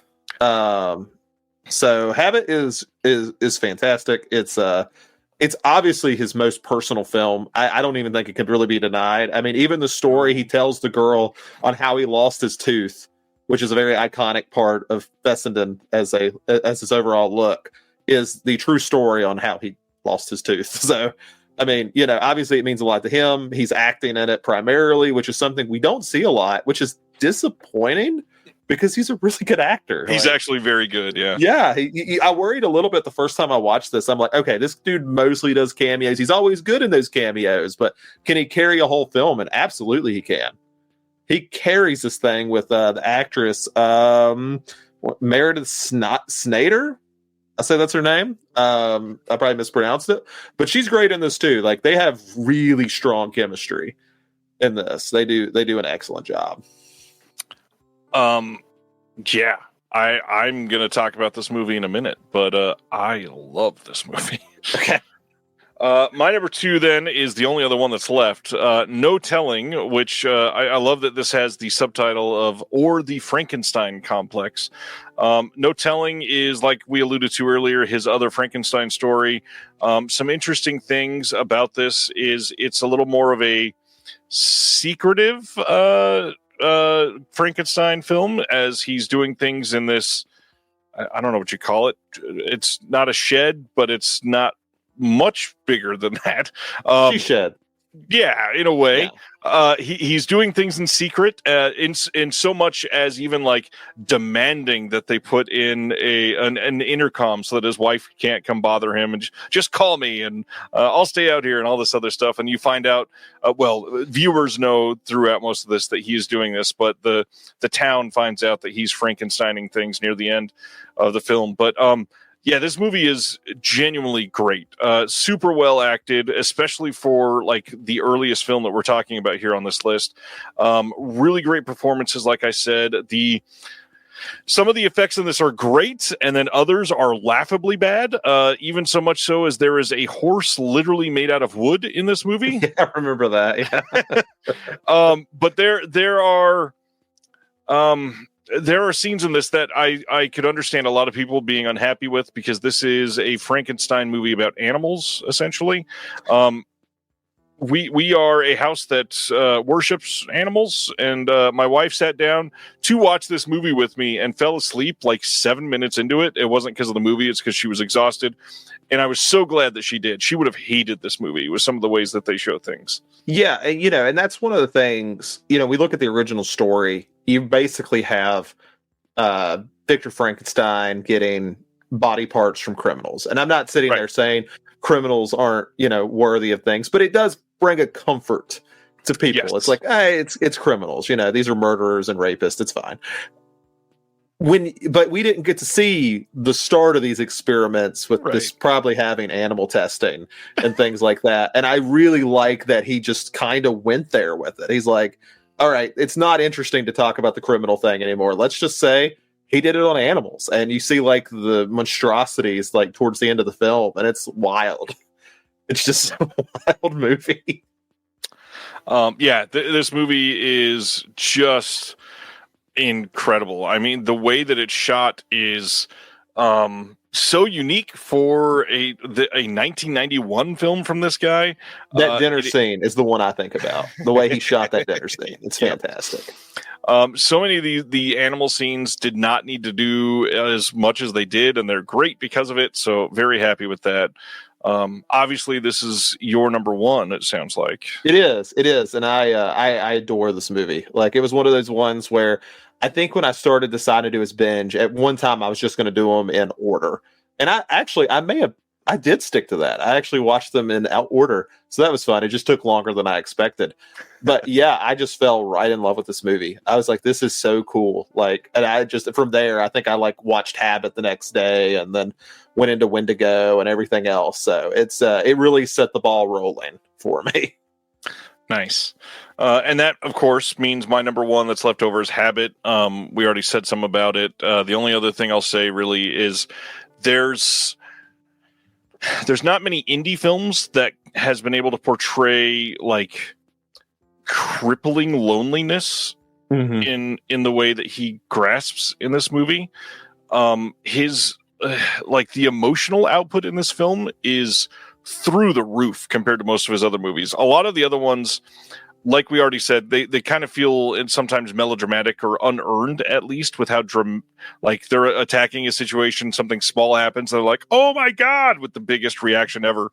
This movie earns all of its reactions. It earns the emotions that you feel inside in response to this film. It earns the payoff. This is the film that earned him the King of New York status, and I truly feel like this is his masterpiece. I was just thinking about it after you were talking about watching all of them in order. I would be freaking thrilled to see any of these on the big screen other than Beneath. I would go to them in a heartbeat to watch these on a big screen. They would be incredible on the big screen. And one of those things that you talk about the King of New York thing, and you think about directors who film New York. You think of Scorsese, you think of Ferrera, and obviously it's still nice to see that someone like Fessenden, who has a lower budget, still finds his own identity of what New York is to him. Like, he's not just sitting there riffing on those two guys, even though I wouldn't blame him. They represent what New York is to a lot of people in film. And he still finds like a unique way for it to look. And it shows up so well in Habit. Like, it puts a dreaminess towards New York. Yeah. Really interesting to put out there, especially because it was just released on disc. The tie-ins, not sure how many people have made this distinction, is probably already out there. This isn't unique or anything, but this came out the same year as Abel Ferrara's The Addiction, another New York vampire movie. And when you're discussing things about like style, They are both very unique on that front. Obviously, The Addiction is oozing with style, so I'm not going to put that down in any way. But I truly loved The Addiction, and then I saw this, and I think this is a much better movie than The Addiction now, I think. And I would agree with that. I haven't seen The Addiction in a long time, so I could change my mind if I watched it tomorrow. But there's just such a sweetness to Habit that it's really odd. Like, it makes it feel so unique. There's no cynicism in it. Like, and there should be, because you talk about the loneliness part. Right. But it never feels cynical. Right. And then go ahead. No, I just you're good. You're good. The difference there, I don't think he was trying to shoot this as like the grimy New York. This is a very different feeling, almost like tender film. And I could talk about this movie for the next hour. I truly feel like Habit is his masterpiece at this point. And God, the fact that he has been making these movies since at least 1991, I still want to know what those other three features are, but how are we getting these from him? 32 years spanning across this for 7 films. That's it. And he's not like this major name. Like, obviously a lot of people have heard of Larry Fessenden. How many people have you ever heard say Larry Fessenden is my favorite indie director? Or even how many people have you heard say I love Larry Fessenden as a director? Like, that's not a common sentiment. He is fucking incredible. Yeah, I've put him in, like, I have a list where I keep my favorite directors and stuff on Letterboxd. He's there. Like, really is. To me, it's like, would I be excited if they came out with another film? Like, if I knew it, I'd be there in a heartbeat to watch anything he ranks. Because at least I know it'll be interesting. As much as we shit on Beneath, there's interesting things in it. It just didn't work out. But I mean, for the most part, yeah, there's something interesting and unique there. And especially when you talk about, like, people talk about, like, Ty West, who I'm very happy with the success he's gotten in the last few years. But that's all due to Fessenden. Like, he worked for Glass Eye Pix. Wes uses him in a lot of his films, which we talked about on a previous episode, I believe. I'm pretty sure he came up a few times. So yes, he did. I mean, we see all the influence he has, and it's odd for him to be in this position where a lot of people don't watch his actual directorial movies, even though he's been such a big part of indie horror. I would agree. Yeah, it's definitely something that is lacking for most people. I will say, since we do primarily cover physical media, some great releases of his stuff out there. The Larry Fessenden collection from Scream Factory, which I believe is still in print, that covers Wendigo, Habit, Last Winter, and No Telling. And each of those discs has commentaries. Most of them have short films. Most of them have featurettes. Most of them have, like, some sort of extra besides that. They also have, like, a Glass Eye Pix sizzle reel on some of them. As far as the short films, I said I was going to bring those up. On I think it was the Wendigo disc, there's a short from 2008 called Santa Claus, which is essentially like a stop motion set up in somebody's probably like attic with a bunch of toys set to some fun music, like Star Wars toys attacking other things in the attic sort of thing. It's not bad necessarily. It's not incredible, but it's unique. And then on the Last Winter disc, you get the 3 Stakeland short films. You have Origins, Jebediah, and Mr. And Origins and Mr. are both pretty good. Jebediah was my least favorite. It's just sort of like a commercial sort of thing of like tattooing in America, which is odd. Origins had this really great ending for a short, which you don't normally get. And then Mr. is essentially a pure Stakeland short. Like, the character from Stakeland is in the short. And it all leads up to this one moment where he's reflecting to another character in front of him, and there's a reveal of just these great practical effects that they didn't need there for a 3.5 minute short, but it ended up pretty great. There's a couple other things I've watched, but those are really the only ones truly worth mentioning. Depraved also has a disc out from Scream Factory, another really good disc, got a commentary and all that. Beneath, if you really want to get it, also had a Scream Factory release. There's outtakes on there. There is a very long making of. I think it was longer than the film itself. What I watched was very good. I didn't watch the entire thing because I could not take it. But it really starts off with them in somebody's studio building this fish and just really showing like we care practically how this works, that it moves like a real fish. They showed all the teeth and all the things that they put genuine time into making it look great. Pretty decent making of. And if you love the movie, watch the whole thing. It is worth it. And then, like I said, Blackout is out from Dark Sky, and I think that covers everything. Yeah, I think so. Yeah, I did want to note that it does look like the Larry Fessenden collection is out of print. God damn it. Yeah, he'd still advertises on his site, but I can't even find the Scream Factory listing for it anymore. Like, I can't even find it from them. So, but yeah, about $100, somebody wants it. But yeah, I'm looking at his site. You know, he sells Wendigo toys. Just wild. This site, like, honestly, he has an extensive site. Like, I was going on there looking at the Larry Fessenden collection on there. You want to talk about like putting detail of what this release is? It's like extensive. So a lot of stuff here. He's got a comic book too. Good God. Yeah. So go check out Glass Eye Picks. You want to see all the random stuff he's got, because it's a bunch. Amazing. I might need to buy some Wendigo toys. Yeah, and I guess I'm going to go do something I should have done years ago and go paying for on eBay to get that collection. I mean, it's the hard part is like they're worth a good release, so I theoretically could see somebody putting them out, but I also don't see them selling well. So why would somebody take the time to release them unless they could do UHD? Which, I mean, you definitely probably would not want to do UHD on Last Winter. Maybe even a couple of the others, but yeah, that set, it's already got great releases, great extras. So yeah, I don't see, unless it's over in the UK, I don't see it getting another release. Probably just telling myself it's got like 5 movies on it, and that makes me feel better.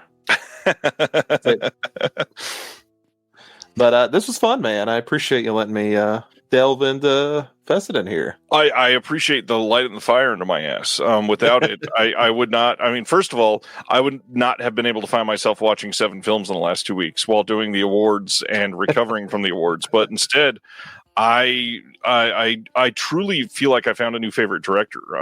He is up there for me for sure. Like, the choices that he's made are great. Incredible filmography. As long as you skip one movie, I think everything else is a win.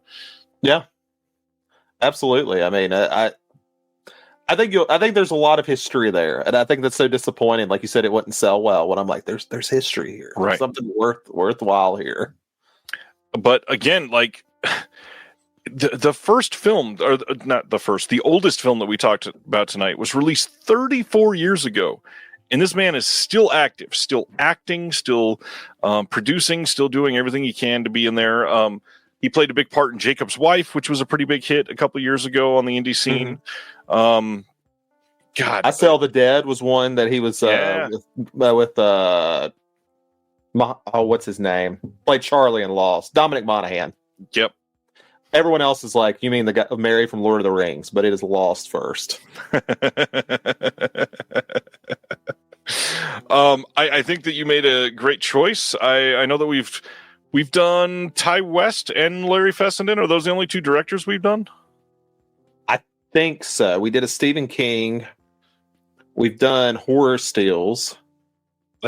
We've done a lot. You've been on here many, many times now. Yeah, I think Horror Stills was like the first one we ever did, if I remember correctly. And I'd love to go back and see what I even had then. Right. Probably like, I sold that. That's got a 4K. I sold that. And then we were just talking the other day, we could do the Stephen King list again tonight, and it would be a completely different list. Oh yeah. I've been like doing the ranking of I don't even think I had Carrie in my top 10, and that'd be like my number 2 now. Where I rewatched, it's like, oh man, what was I doing? Carrie is fantastic.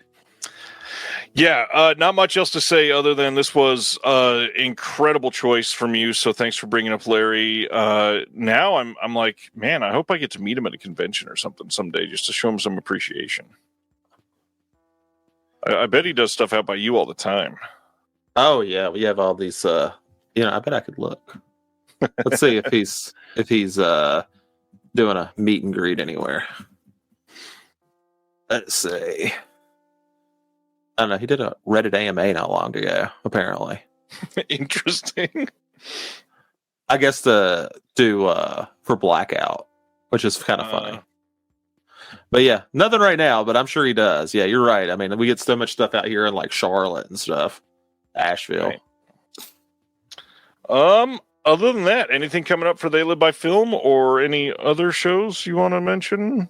Well, we got the Nosferatu one will be our next They Live by Film. Oh, that's right. Sure. Yeah, I'm sure we'll have some interviews. I don't do the interviews, so I can't tell you the order of those. Chris does them, and then Adam figures out the order. So if I started naming people, I wouldn't even know who was who. I don't know if I should spoil anything, but supposedly Chris got Frank Jang recently, and he's even given up some juice in that interview. So I can't wait to hear that. Yes, that one might be the one coming Friday, I think. Or we had to do a switch. I remember them talking about it in chat. I make no decisions of when things are scheduled. I just show up and record. That is my job. So that should be coming up, and of course, we also have Punk Vacation and Radiance. I believe Adam he has taken a month off or he will be taking a month off. So I think he's doing January and February together. I think is how he's going to be doing his release discussion. But yeah, we got all that going for us. So come check us out. Speaking of Chris, I probably should have said this earlier because it's really exciting and most people have probably checked out because of all the the Larry Fessenden fans. All three of us are here left, but probably should share that the Mondo Macabro podcast today, Chris sat down with the one and only Tom Mess, Yes. who has been on so many incredible releases, done incredible research on Asian titles and just Asian film in general. And his conversation with Chris is incredible. Getting the nuance behind how Tom speaks 5 different languages and his research process and everything that he needs to. I don't know. It's kind of wild that like these little podcasts like Radiance and Mono Macabro and some of these we're getting like Kim Newman to sit down with the Adam and Chris with Tom Mess and Sam Deegan on some of these episodes. And it's just so cool that these people are willing to share some of their time to talk about something that they love. I want to get the name of the podcast right. So I was on one that I should be on an episode coming up very soon. I just listened to his first episode. Tumbleweeds and TV Cowboys. Hunter Robinson. Yes, so I should be coming up on an episode very soon. We recorded that a while ago, so I'm curious. I don't usually re-listen to myself, but I'm actually curious what I said. So see how it went. I think I recorded with Hunter in like November. I barely remember it. I'd love to see how that stands up. But yeah, he's been doing good work.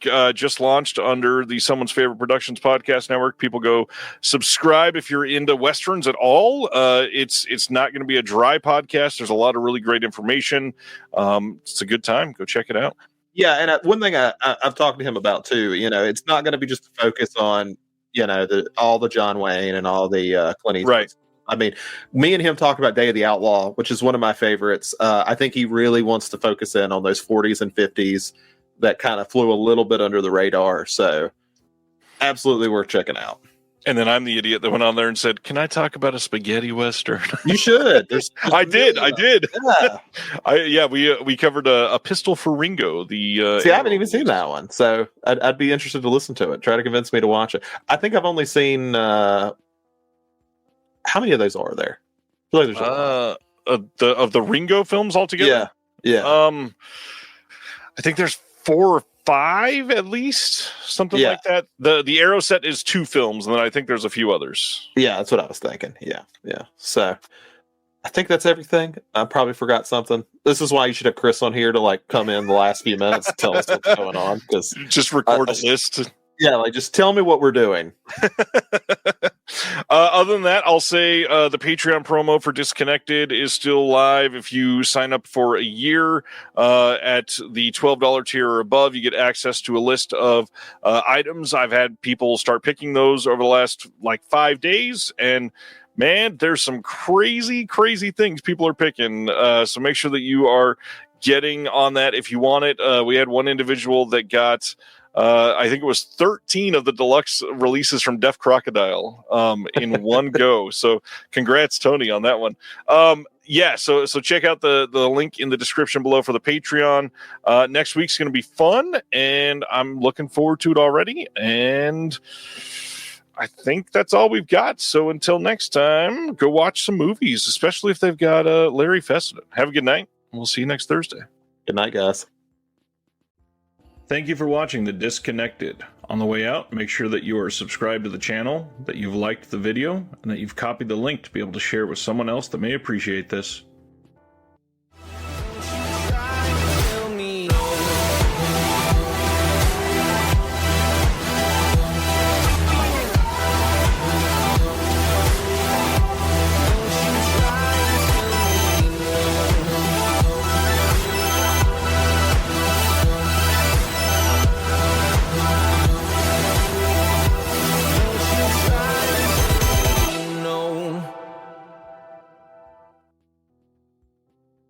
Hello, my name is Kevin Tudor, and I'm one of the 3 hosts of Almost Major, a film podcast dissecting many major indie studios and the films they release. Every week, myself, Charlie Nash, and Bryant Doyle discuss overlooked, forgotten, or bona fide classic indie films via studio-specific miniseries. We've previously covered numerous films from Artisan Entertainment, Lionsgate Films, and New Line Cinema. Titles including The Blair Witch Project, American Psycho, Dogville, But I'm a Cheerleader, Saw, Requiem for a Dream, and Ringmaster, the Jerry Springer film. Anyways, we have a fun time every week, and we hope you will join us. Subscribe to Almost Major wherever you get your podcasts. Now proudly a part of the Someone's Favorite Productions podcast network.